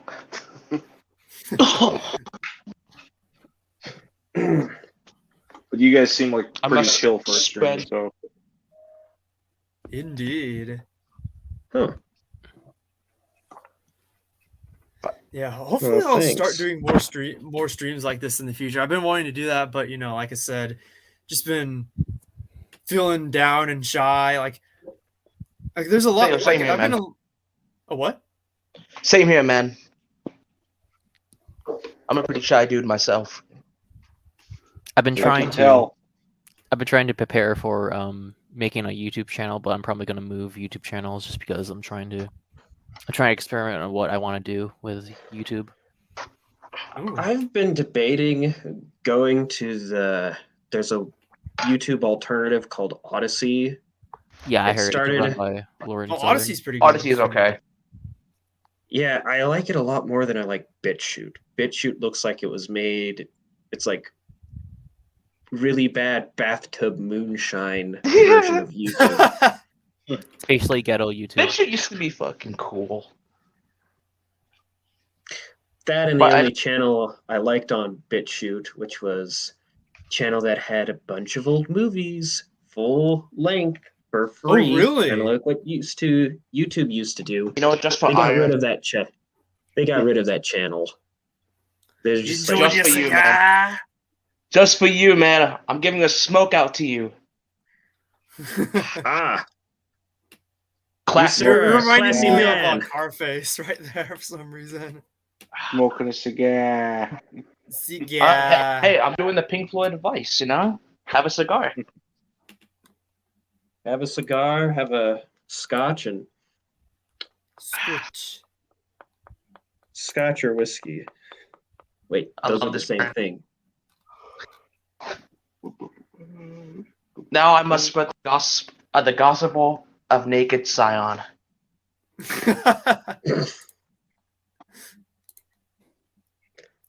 Oh my! I don't want to imagine that. I mean, you don't want to imagine Scion, man? Cracked flesh. His cracked, beautiful flesh. I mean, it could be worse. Could be hit on by Shizor. Oh no, I don't want to think of that. didn't Shizor try to seduce Leia? He Yeah, did. Yeah, I think it was in like and, Shadows of the Empire. The book. He did, and Leia gave him a good swift kick in You're like, his nope. lizard dick. Rightfully so. Well, she started to give in at first because of his pheromones. Because they Pauline and Pauline have that. But and then like after Chewie barged in, she started like gaining some sense. must have been the smell of Wookiee fur that Must have been But a she pheromone. kind of figured out he was using pheromones. She's like, oh, great. You know what? Here's a controversial take might be controversial was Oh, let's hear it, man. Then I'll tell a controversial take I have. I am not very fond of the Force Unleashed game. And the reason is, well, Is it the Xbox or the PlayStation version? I played old the version. Nintendo DS version. Oh, is the first one or the second one? Or both? The first one. Just the first Why did one. the second one? The second one is shit on the DS. Isn't that Yeah, one like the- a 2D side scroller? Pretty much, yeah. Yeah. I did beat the game twice. Once on light side ending and once on dark side ending. Same here. See, the only But- reason why the Force Unleashed doesn't rank above like my favorite Star Wars game is just the polarization around his character. Just like Yo, I actually prefer Galen Merrick in the PS2 version. I actually love the PS2 Dude, the version. PS2 like I remember I played the Xbox 360 one. I was like, something just seems to be lacking with Force Unleashed. And I played the PS2. It's like it's so much superior. Well, what the 360 and PS3 one got right was the cinematic aspect. Right. Oh yeah, But- it did Because that's that what they were really more well. focused on. That's right. The PS2 and Wii version definitely had better gameplay quality. So I'm actually kind of jealous of the people that played the PS2 version. I only played like the 360. Yo, shout out to the PS3 PS2 version. chads out there. And what's really cool is the PSP version is also same as the PS2 version. I think the PS2, PSP, and the Wii, I think they're the same thing. Yep, they're all the same graphics and gameplay. Yo, DS, Darth not Mobius. so much. I mean, the only thing you could find lightsaber crystals around, but all that you could do was change the color of your lightsaber. What in the Yeah. PS2 version? You can actually change the hilt. Oh, really? Oh yeah. Oh yeah, Huh. it's funny. You know what's that- funny? Go ahead. I'll let you guys go first. Whenever I'd play, either the Wii PS2 or the PSP version, I would actually follow as kind of like role play, and I would follow kind of like what the novel did, and I would change his lightsaber hilt to Ram Kota's because in the novel he lost his original lightsaber, and when he woke up he had Ram Kota's saber, and he used that for the remainder of the story. Interesting. The hilt, haven't the gone hilt through that the I book. use is Darth Decilus's lightsaber. Ooh. Dude, Darth Decilus, we need a fucking game on him, guys. Yeah. Like- well, But yeah, Back we to- know. Disney. Yeah, sadly. but my thoughts on the Force Unleashed is my personal headcanon. I don't include that. Ram Kota still exists, but instead of he starts doing his own rebel things apart from the Alliance. The rebel. Until Vader comes and kills him. He's the last Jedi that Vader kills before he kills Anya Obi-Wan. Kuro. Oh, on Ooh. I've heard Anya Kuro is the last Jedi Vader killed because right after that, the Death Star blew up and the rebellion was the main focus of the Empire. Well, technically, the last Jedi he killed was Obi-Wan, but before that, Anya Kuro, yeah. Yeah. Oh yeah, that's right. But Has it ever been confirmed that the Jedi who was on the Death Star that helped peel, like, you remember in Battlefront 2, there's like a rebel yeah, Jedi on there who's helping Yeah. like, with the jailbreak? Yes, I Mhm. know exactly what you're talking about. Which Jedi is that? The Like a Jedi, was Jedi never Padawan. named. Wait, are you talking about the old Battlefront, right? Yeah, Battlefront the 2, original Battlefront 2. 2005. A Jedi Padawan helped them help the prisoners escape. Yes. That is kind of an interesting question. I actually don't know much about the Jedi Padawan. Me neither. You know, I But think one that thing- Jedi was even might have been mentioned in the Death Star novel. That's just a rumor I heard. I gotta pick that up because Michael Reeves is my favorite author to do Star Wars stuff. I And did. he's I so did. underrated. Yeah, I did most of the audiobooks of that guy, but like those were solids, particularly the MedStar ones. Those, I really enjoyed MedStar. I've only read the first MedStar book because that's the only one I have a physical copy of. The first books of his I read were the Coruscant Knights trilogy. Oh, I have I all haven't 3 of gotten those there books. yet. I never I read haven't those. read them yet. The Coruscant Knights is actually next on my list Dude, after I finish Imperial Commando. I gotta finish up the Bane trilogy, man. Do it. You know, I actually have not read the last But- Bane book yet because I focused so much on the post Return of the Jedi with the books in the past few years. I wish there was more pre-Republic era stuff, though. Oh yeah, Yes. it's such a shame Maybe that we'll Dawn, see Dawn of the my. Jedi got cut Maybe short. we'll get in a.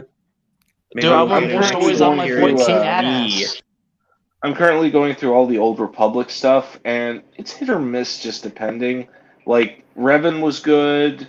I heard Revan's like I have an 50-50. issue. I have thought an Revan issue was with good, the but Revan novel. it might not be everyone's cup of coffee, in my opinion.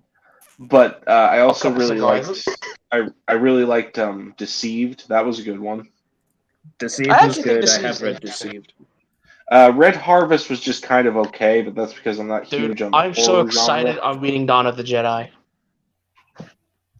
Are you talking Which about one? the comic or the books, Brad? The comic or the book? All right. Well, I'll tell you one thing about the book. It's better than the comics, but that's not saying much. I'm it's just doing this to troll Matt Wilkins. it's definitely better than the comics, and not saying much. But I think there's like a total of like one character in that entire book that actually left an impression on me, and the most of it was just like, yeah, these are kind of like lazy archetypes. Yo, Bogan. Shout out to Bogan. Yeah, the world building was good in the book though. That's something I can applaud it, is that they actually Oh, go ahead. and that's something that the comic kind of like at most the comic does like a beginning exposition and then just kind of thrusts you in there and kind of expects you to figure shit out. That's not helpful. No, it's not, and it's part of the reason why I was not a big fan of Dawn of the Jedi. Another reason is that the characters are very weak. Like you can tell that the writing is not very like.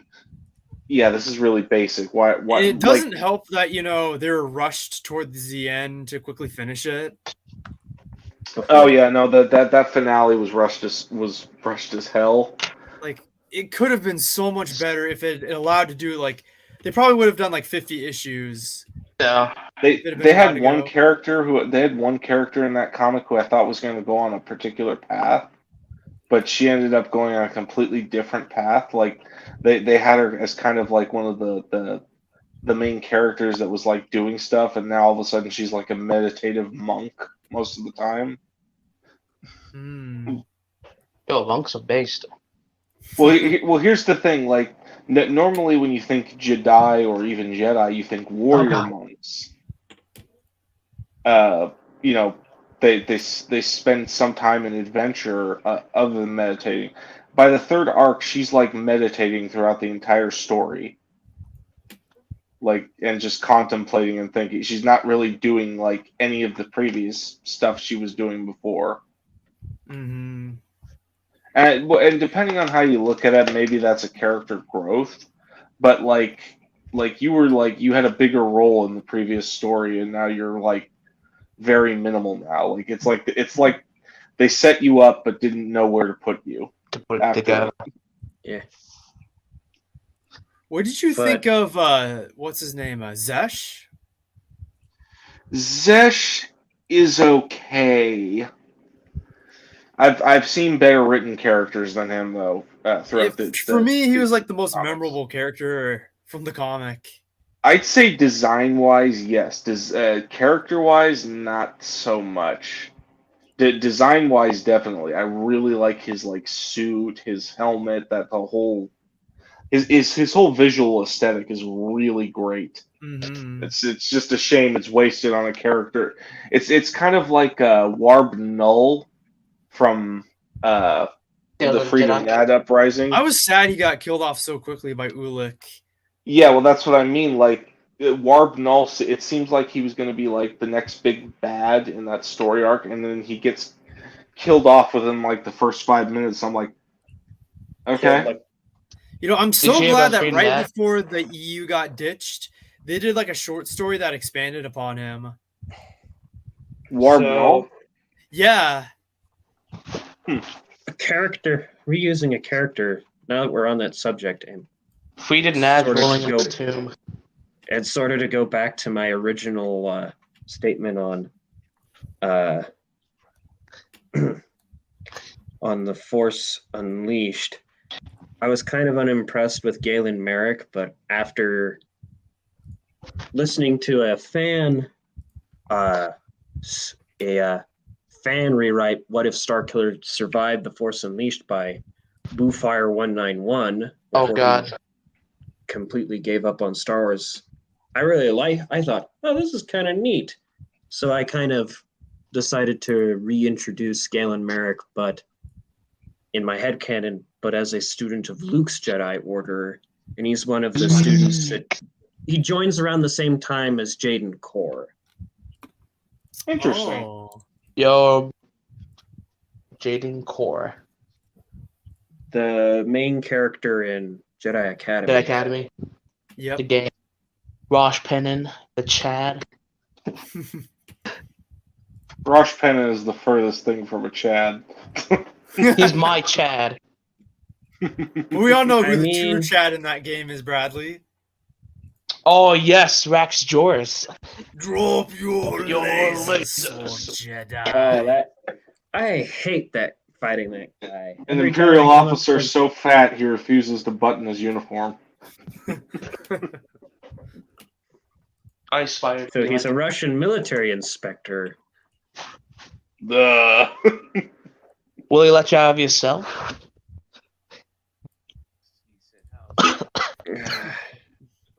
What's your unpopular bit of a hot take, Iron? Ooh. Now, Matt Wilkins is like the only other person who agrees with me, but I do not mind whatsoever Luke and Callista. Callista Ming's romance. No. I If wasn't they aware had, there was a My computer. I if wasn't they aware had gone there was with a them shipper being war. together in the EU, I would have had no problem with it. I mean, she has a I hot wasn't box aware there was now. I wasn't aware there was a shipping war between Luke X Callista or Luke X Mara. You know, Granted, it's really, The way Matt hot take, 'cause describes most it- people, they hate the Callista trilogy and they don't like the character Callista either. I do find the Eye of Palpatine thing kind of silly. Yeah, it Oh, was the Darth Millennial weird. stuff? Yeah, I Do I- more of I think they're interesting. But the most weirdest book of that trilogy was the last one, which honestly, you know, they should have just made the Callista trilogy a duology, had it just be Children of the Jedi and Darksaber. This is and Planet of Twilight has like Beldorian the Hutt. Is it the one that the force sensitive hut? Yeah, Beldorian. The only good That's thing right. about that book was like Leia, because like Leia was still thinking about like her Jedi heritage and like, oh yeah, I'm coming to terms with being the daughter of Darth Vader, and she kicks butt in that book and fights Beldorian. Hmm. And there's this like weird like bug shape-shifting bug guy named Dizim, and he's like a parasite that like feeds off of like the life force of others. It's so weird. Want to hear my unpopular opinion? Oh, let's hear it, Bradley. I prefer Darkseid Jaden Core. Jaden Core, that's a Rodian. I always So you You would- know, can- the edgy, because he's edgy. He's like, oh, I'm Jaden Core, I fell to the dark side. Whoa. This is just the beginning. This is just the beginning. And of course, the camera, when it zooms in on him, the eyes are staring into your soul. When he's a Rhodian. Yes. I think I told you that when you showed me like the screenshot. Funko Pops. Yes. I actually have a picture of it too. Yeah, why don't you share your screen and show us the picture? Hold on. Mhm. I actually don't know how to.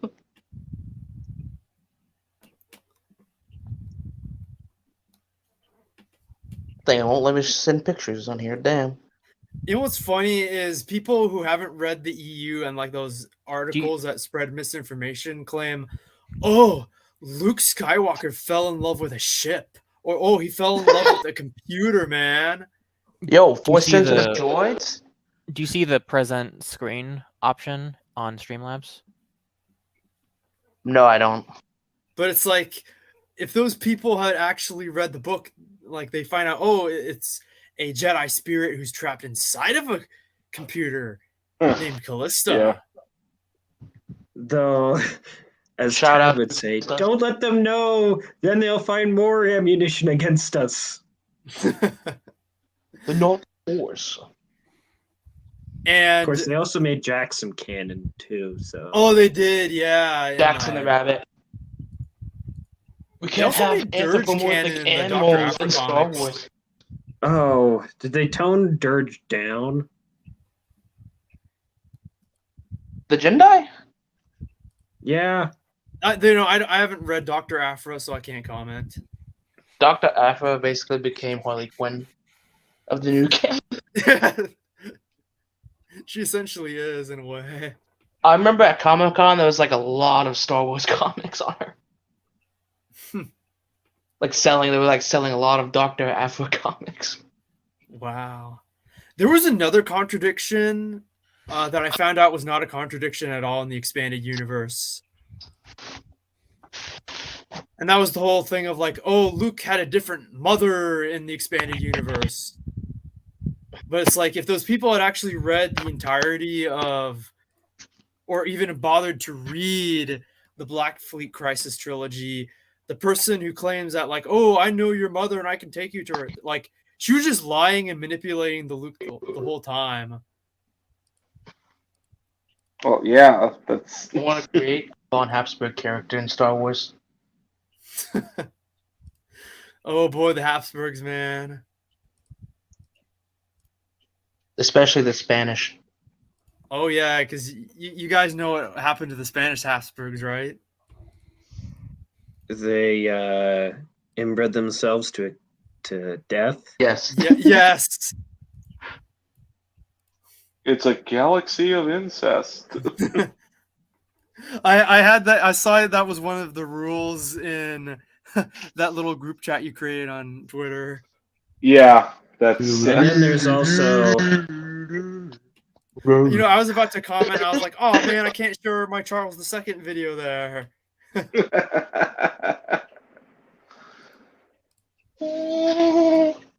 Oh, you know that me and that one guy. I think his name is Dan Films Journey Through the Omniverse. Me and him actually made up, and we're chill with each other again. Yeah, I'm glad to hear that because I think you guys had like past issues, but I'm glad whatever was there has worked out.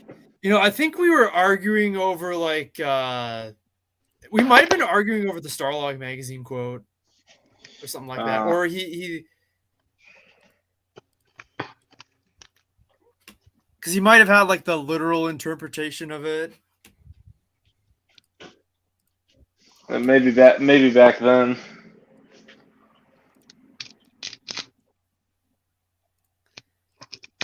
Because I recommend I remember I blocked someone named Bat Boy, but I didn't know it was him. I was like, Bat oh, Boy.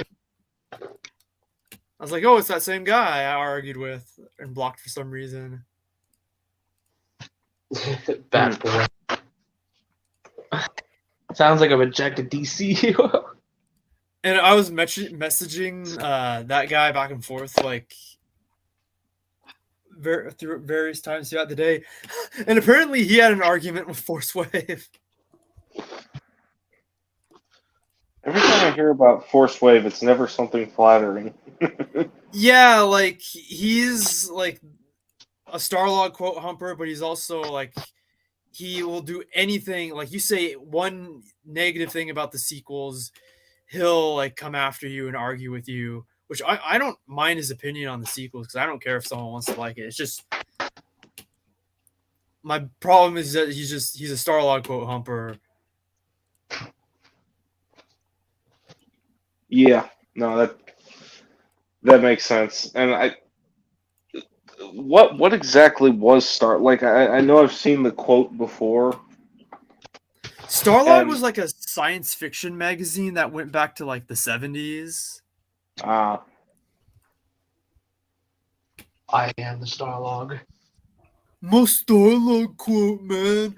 And what's funny about Force Wave is I asked him, I was like, hey, in my video, I brought up more quotes than just the Starlog magazine quote from George Lucas. I was like, why do the quotes that I brought up count, but and the Starlog quote does count? It's like, what makes that one outrank those other ones?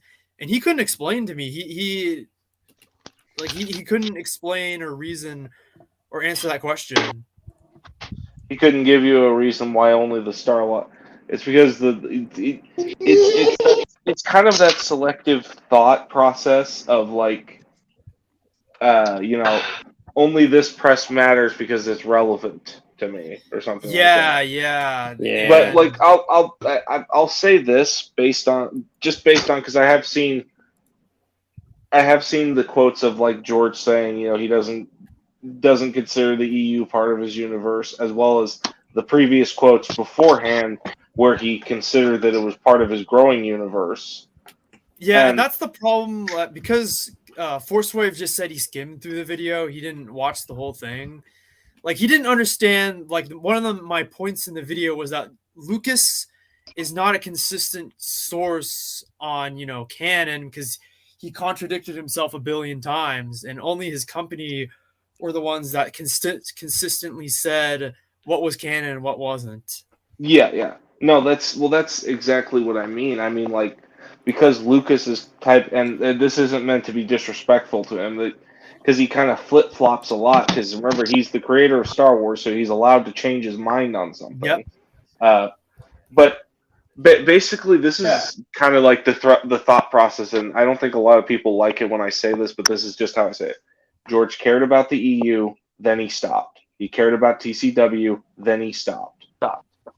Yeah, exactly. It's literally that. Like, the only thing that matters to him is his family, his movies, his legacy. He does it like he made his money from Star Wars. Most people, I like for the reason why I choose EU as my particular canon is because of the continuity, because the authors made a conscious effort not to contradict each other. They actually tried to make the universe work, and they mentioned things and they connected. Not go down the Star Trek route. I actually agree with Wilkins on one particular topic, is that Ryder Winham really should have gotten a book. Oh, you think so? Yeah, because he made he one of the first Star Wars sort of timeline books that I got was written by him. It was a visual guide, and then I find out later on that he did like a lot of those little tiny adventure books for the prequels and the OT era for protecting the rebel base from Imperial forces. And it was, mind you, these are those little RPG adventure books for kids type thing. Oh, I think I know what you're talking about. Yeah, and he did stuff in those with Dave Wolverton back in the day, and he's also done a ton of comics. He even did a TCW comic as well as like a couple of TCW like junior novel like young adult type books about that one Shist Padawan Nuru, I believe his name is. Oh yeah. And he was a guy who tried to be consistent with Star Wars continuity as best he could, even with like a lot of the Filoni changes and retcons that happened back in the day. He still tried to make things work, tried to make things consistent. And again, I agree with Wilkins. They should have given him a novel. I'm betting he would have done great with a novel. That would have been great. I read his Wrath of Darth Maul. I mean, Did he do Wrath of Darth Maul? Yes. Hmm. I think that was actually the first book I've actually read and finished it all the way. That must be considered a junior novel. It is. I mean, it was made by Scholastics. Ah, okay. Yeah, if it was made by Scholastic, then it's more than likely a junior novel. But yeah, no, I think Like what an Wilkins actual was thinking novel. was like either a Bantam or Del Rey level novel. Because I remember even Wolverton making the a lot of those like early adventure short books. He still got a big novel. He got Courtship of Princess Leia, and he did a damn fine job with that book. I'm surprised I don't have that in my EU collection yet. I actually got lucky. I went to a bookstore by my not by my house, but like in my basically in my home city, and we just like stopped by like a restaurant for breakfast, and I'm like, yeah, I'll check out, see what I got, and I got like I think the Hand of Thrawn duology and Courtship of Princess Leia. Man, I'm so close to Hand of Thrawn.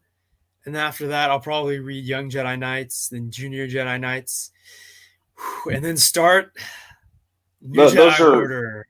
Those are on my list. I'm doing a thing with my dad where he and I are going through a lot of like the OT era stuff right now, like the post Return of the Jedi stuff. We're probably gonna stop at like Survivor Quest or Young Jedi Knights.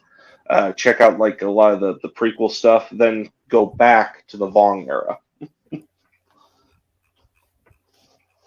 Yeah, the only physical copy of Young Jedi Knights I have, it was like a compilation of like 3 books in one. And I got lucky when I bought it at Barnes and Noble in like the late 2000s because it would have been like one of the very last reprints in circulation. Yeah. So glad I grabbed it when I did. I might have to go looking for mine. If what I was thinking for Young Jedi Knights, I might try to find the hardcovers. Ooh. Just because they last longer and it's easier to find than the tracking down every single trade paperback. Yeah. Young Jedi Knights and Dark Empire was my first ever experience with like the post Return of the Jedi.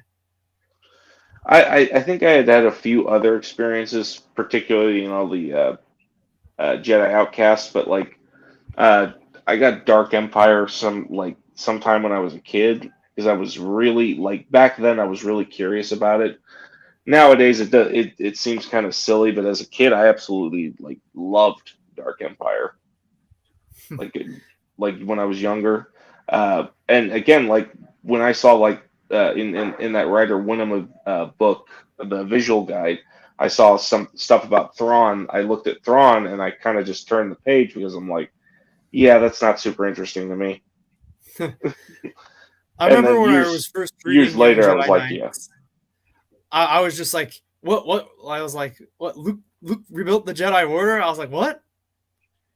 And that blew my mind so much. I was like, wait, Han and Leia had kids? Yeah, that was "This is kind of a really surprise interesting." too. Like, oh, they're continuing the adventure in like books, which is cool. And then even back then, I was wondering, is this official? And then Star Wars I got Star Wars Insider around that time, and Insider 101 confirmed it for me, and I was like, yes. Was that the issue?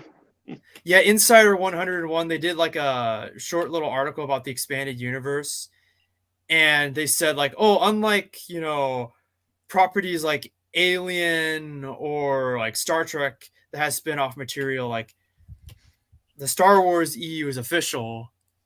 Yeah. I think I remember. I couldn't remember if it was Wilkins who mentioned, but I remember somebody bringing that up, and I was like, oh, okay. So yeah, that was the official canon back in the day. Yep. And again, like I see people deny it. I'm like, why would you ever like? Maybe if you weren't a fan of it, that's fine. But like, don't deny that it was canon to the company. That it like even like the concept of parallel universes. Like back in the day, Lucas said it's like, yeah, I consider my film separate from the rest of this. Even though it made a conscious effort not to contradict the films, all those like stories, you could still make the films fit within it, and that's why it connected. That's why so many people, and it was still considered canon by the company itself. And Lucas never like he never like crapped on it or contradicted it in the sense of like. Specifically, he went out of his way to say it's not my story. Yeah, that's what he's saying. It's not. It's like that's my company's Star Wars, and the films are my Star Wars. Yeah, and I noticed my buddy Net picks this up, and even Marcel picked it up too. The whole like well, I take what Lucas says as gospel, so I don't consider I'm like, okay, but by that logic. You shouldn't consider Disney canon because that's not his. Yep. He didn't make or write that. Much like with the expanded universe, he was consulted and asked what to do, but like it's not his story, and he even made so in a recent quote. The first 6 are very much mine and my philosophy. Mm-hmm. He says Star Wars has gone in a different direction than I would have taken it. So it's clear that Disney is not his canon. So again, by their own logic, if the EU isn't canon, then neither Disney should be canon either. The only thing that should be canon should be Lucas's 6 films. I'm like, no, you go on, keep, and that's when they start getting frustrated and block you. Yep.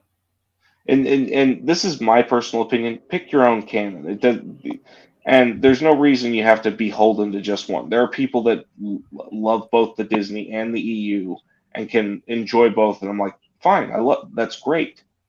I'm glad you can enjoy both. I love hanging out with fans like that. Well, that's part of the reason why I made the chat. Like, there are fans of the Disney era, there are fans of the EU, and they all. The whole point of that chat was to discuss things civilly. Post stuff about Star Wars, talk about fan fiction ideas, things we're excited for, that sort of thing. Yeah, and I'm glad you did that. Yeah, and anybody who's been in here is more than welcome to join. You just got to make sure you don't have anybody that's already in there blocked. It's a compromise, a take and give situation. Yeah.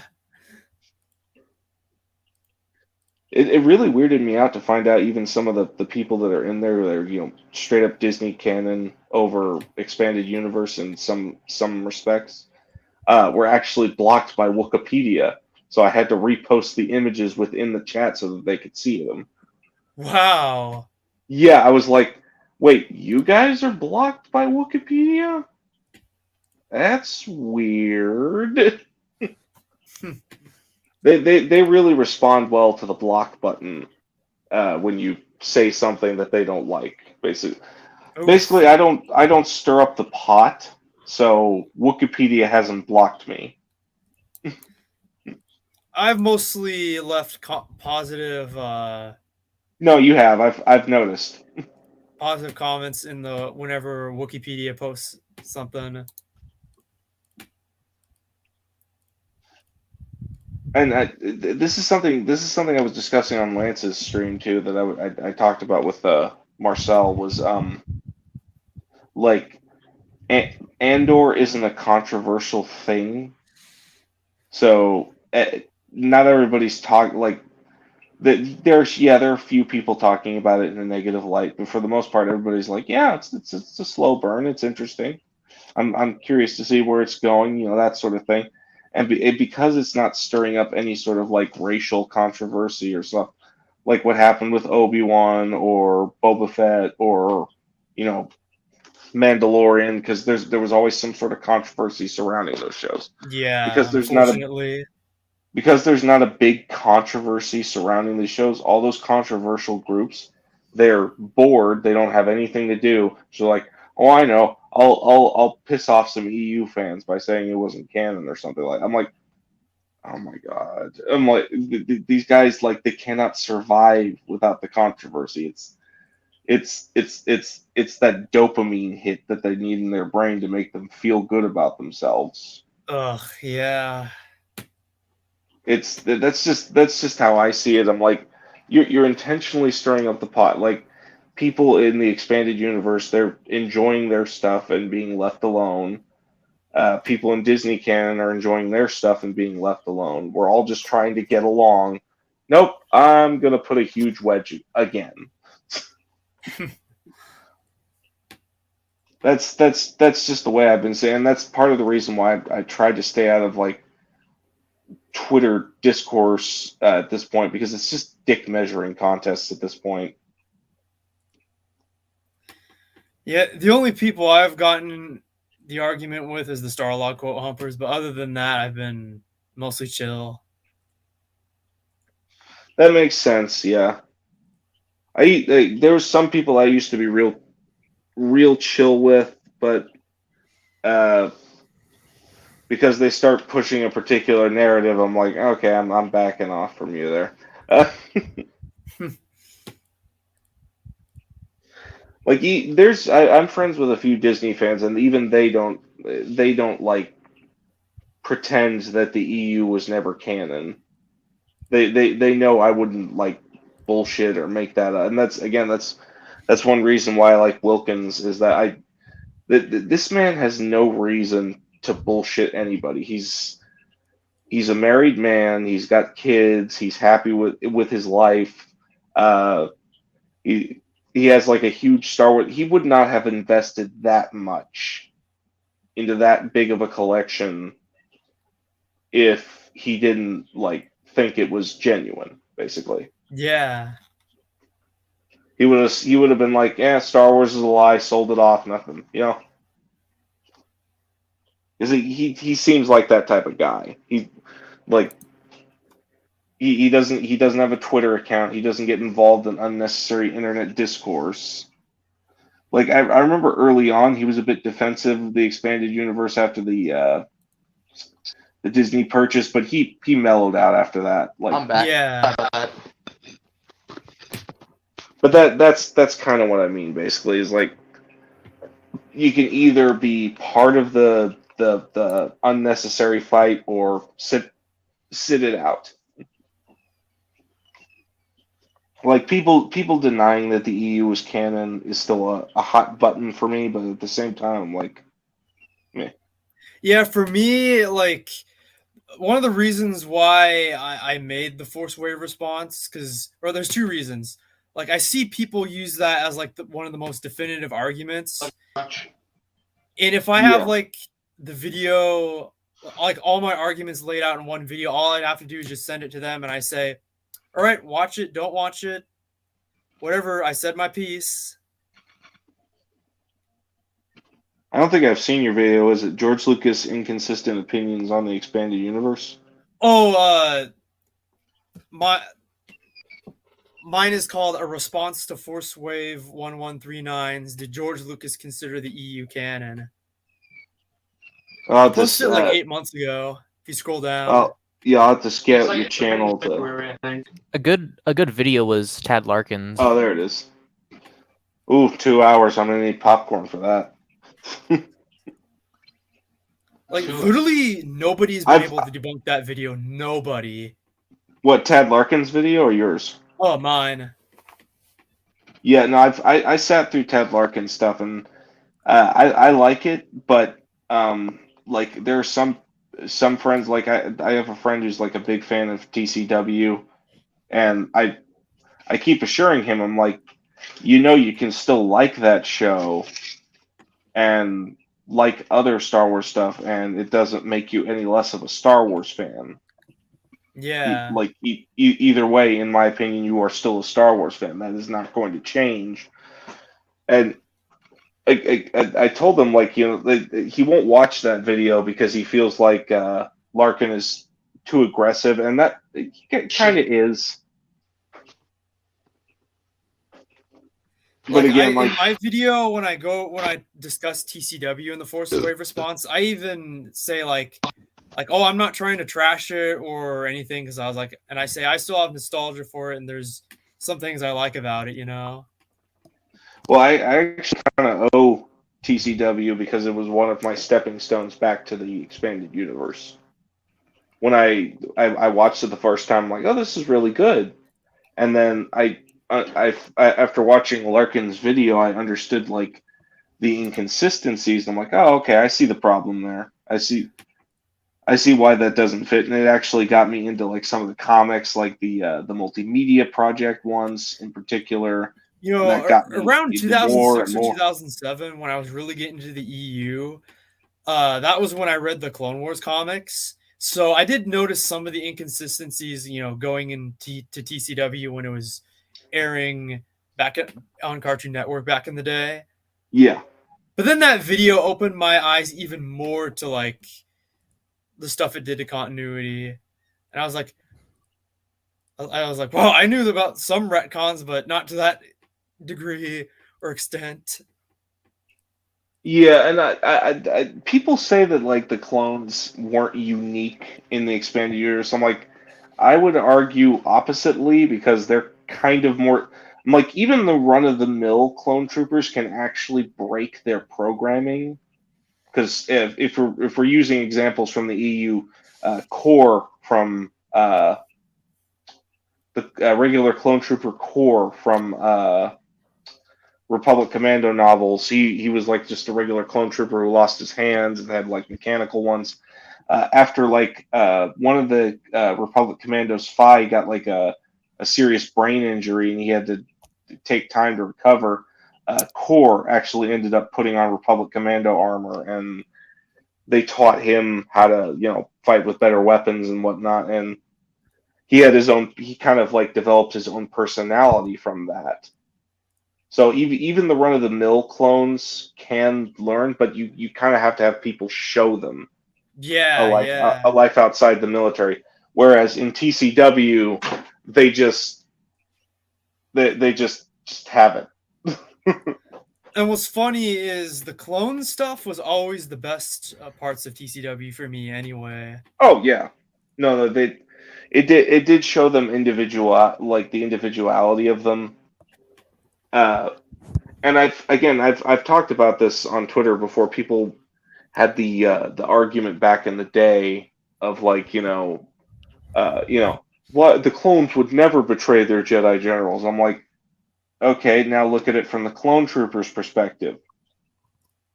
They knew about Order 66. They're like, oh, we're never going to have to do this because the Jedi will never betray the Republic. Then Order 66 happens, and they're like, are you serious? You have to imagine the shock in those troopers at that very moment that their Jedi generals that they fought beside for so long just betrayed the Republic. They don't even have time to absorb it. They have their mission, they have their orders, and they need to carry it out. It's making me think of the mission in Battlefront 2, like the 501st Journal thing, where like they're discussing like oh, we know what we were going to do, but do we have any treacherous doubts, thoughts? private treacherous thoughts. Yeah. Yeah, no, I'm guessing that and this is how you know that the clones had better individuality, at least in the EU, is because like some of the clones, they held off on Order 66 and say, all right, you get out of here and we'll reconfirm with this. Uh, some of them just said, nah, we're just going to defect with our Jedi General. This isn't what we signed up for. So some of them, just go their own way. Some of them stay. Some of them feel justified in gunning down the Jedi because they're like, I always knew there were traitors, because they probably thought that the Jedi considered them cannon fodder. And to be fair, some Jedi were like that. Yeah, like Pong Krell being, I mean, Oh, no. in TCW, you know. But Pong Krell was an absolute dick for sure. It seems to initially be giving off the indication that he was sacrificing their lives because he thought it was the best, strategic sound option. Yet, it ends up popping up later on that, he's just like, a dick that wants to join Dooku.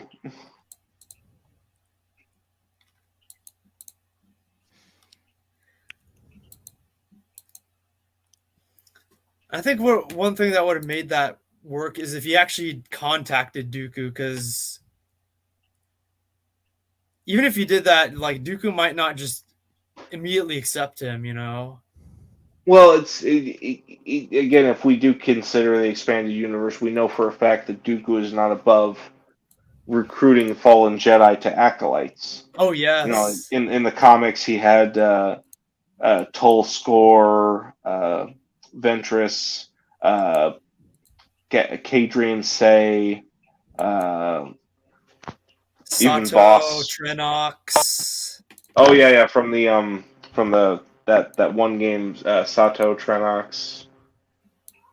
Yeah, the New Droid Army on the Game Boy Advance. Yeah, that's what I mean. That game. That game that's like, I know it's considered canon to the EU's Clone Wars, but like is ridiculous as hell. But we almost had another one if Escape from Dagu had been released. Yeah. His name is escaping me, but you already know what I'm talking about. Either. And then there were actually some, you don't get to hear their names, but there were actually some Dark Acolytes at the Battle of Geonosis in the 2002 that Clone Wars game. Clone Wars game, which is a great tank simulator, horrible Jedi simulator. The Clone Wars game. Yeah, Sorry. that 2002 one is a great. Although I was not a big fan of the Ulla inverted Qel-Droma flight is in it. controls. Oh yeah, Ulla Qel-Droma. That was a nice tie-in that I didn't That was so understand cool back. that he was in there. Like The whole that was a tie. Tales of the Jedi. Well, that was a tie-in I didn't understand until I looked up Tales of the Jedi, and then when I actually read the comic, I'm like, "Holy crap! Okay, yeah, I'm all on board for Ulick." Ulick, my nibber, Qel-Droma. It's kind of sad that fuck, I forgot what I was gonna say. Like it kind of foreshadows Anakin's downfall. Well, it was kind of meant to be a reference to it. Yeah. And I'm kind of glad that they put that in there because it works well. It works well as the metaphor for the potential. Because Jedi fall to the dark side for like various reasons. Sometimes it's like they truly are power hungry. Sometimes they feel like the Republic and the Jedi have failed. Sometimes it's for an emotional attachment, like with Anakin to Padme,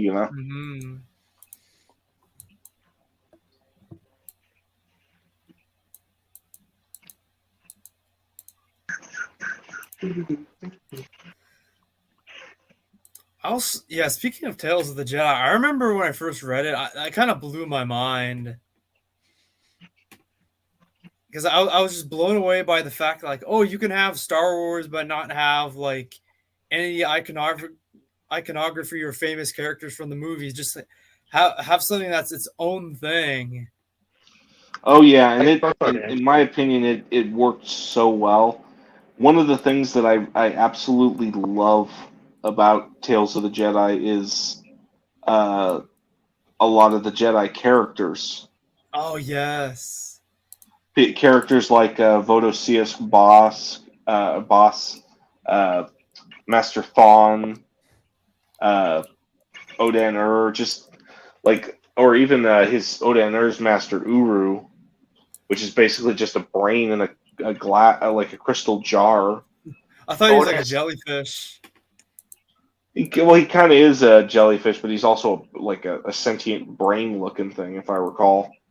I'm actually excited to be Golden Age of the Sith. Oh, yeah, if you haven't read Golden Age of the Sith, yeah, you're in for a treat. Like if you haven't gone through the whole of Tales of the Jedi, you're in for a treat and a fantastic ride. It was pretty much the backstory, pretty much for the Jedi versus Sith, you know. Mm-hmm. Yeah, Golden Age of the Sith and the Fall of the Sith Empire. Those were the two prequel volumes. Then of course we got the Jedi.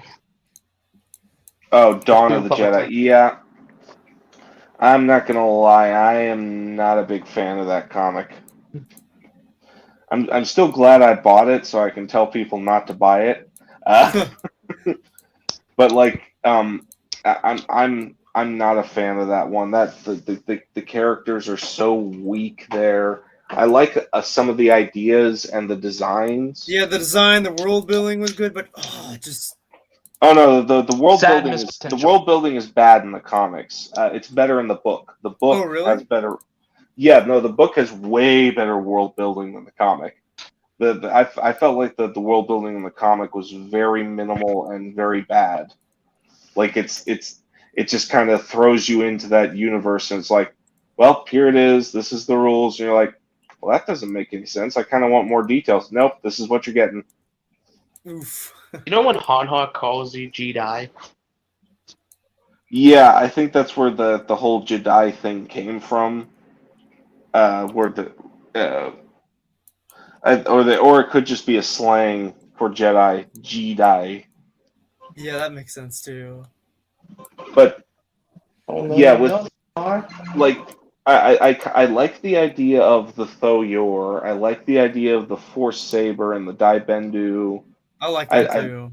They're interesting ideas, but they weren't really fleshed out very well. I feel like Force Sabers should have been something that should have been introduced later, not earlier. I mean, like maybe if you reintroduce them later in like a book like that's like thousands of years later, like one of the Old Republic books, or even one of the stuff that takes place after Fate of the Jedi, I might be behind it, because then it sounds like it was a forgotten lost art. But because it's the only thing that's back there, and it was like they're like, oh, we have a Star Wars story, but we don't have lightsabers. Oh, this isn't going to be very interesting at all. I know, we'll make pre-lightsabers, which is basically a cylinder, but you have to use the dark side of the Force to focus the blade. And then at some point, they reverse engineer the technology, but it requires like a massive like power source to plug it into. Yeah, eventually. Were those like the photo sabers? I remember. Yeah, and like first blade from SWTOR. I remember. Yeah, my still one of my biggest, and this is probably, I'm not a big fan of the whole gray Jedi thing. Yeah, I thought I was the only one. No, the reason why I'm not a fan of it, and this is the core reason. It's not just because it's against George's principles, but think about Star Wars like it's a fantasy story, which it basically is. You have the Jedi who are basically space wizards with magic swords. Mm-hmm. You're telling me that the Jedi can use dark magic and not get any negative side effects from that. Honestly, people actually misinterpret what a gray Jedi is. If Gray Jedi, if the definition is true Jedi, which is how I see it, like for example, people call Jolee Bindo a Gray Jedi. I'm like, nah, Or Qui-Gon you're Jinn. more or Qui-Gon Jinn. I'm like, no, you're actually more of a real Jedi than they are, in my opinion. You're actually following the Jedi Order better than they are. Because they're bogged down with rules and tradition that they don't have.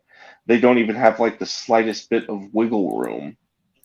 You, on the other hand, you can see things a bit more clearly. You can see how the universe goes, but at the same time, you never use the dark side. You don't fall to the dark side. And again, I'm not saying I'm not saying you. And again, emotions are not of the dark side. It just depends on which emotions you're using. Having an emotion of love is more light than dark. Mm-hmm. The dark negative emotions. the dark comes with stuff like obsession and your inability to control that.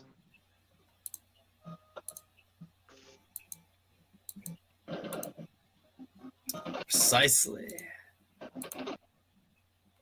And people wonder, I'm like, how is it that balance is achieved with the light winning over the dark? I'm like, well, it's pretty simple. The light doesn't really encroach upon the dark's territory. It just kind of stays, minds its own business. In its own area.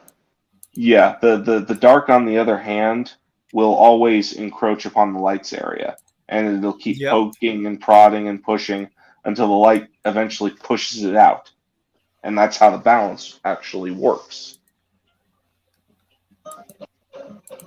Because again, the light doesn't push. The dark always pushes. That's why all of its emotions are, fear, anger, rage, ambition, obsession, It's like, it's like the difference between a dude sitting down reading a book and a dude who's on drugs complaining, why is that guy in my spot? He's in my spot. What is he doing in my spot? Like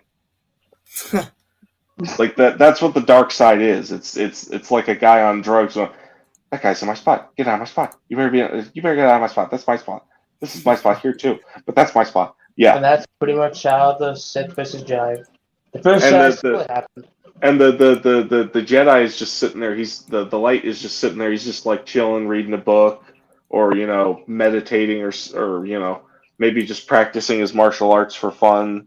He's not really hitting anybody, kind of shadow boxing. He's just like, and the whole time, like the drug addict guy starts walking into his turf. He's like, dude, don't do that. Stop it. He says stop it a couple times before he actually gets down and kicks his ass.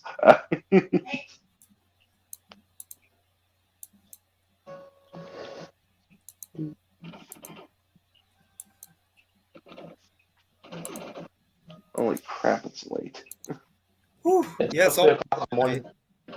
Yeah, I gotta head to bed. All right, I'll talk to you guys another time. All Catch right. you later. Well, hope. This was fun. Yeah, that was really fun. We gotta do this again. Yeah, I was playing Contra. Halloween's coming up, so we can do a Halloween stream. Perfect. I had that idea too. I mean, I'll join again. So yeah, I'm probably gonna call it tonight. I'm getting really tired. So Probably hope you gonna enjoyed get- the stream, and good night, folks. Take care, everyone. Sorry I didn't talk too much. Yeah.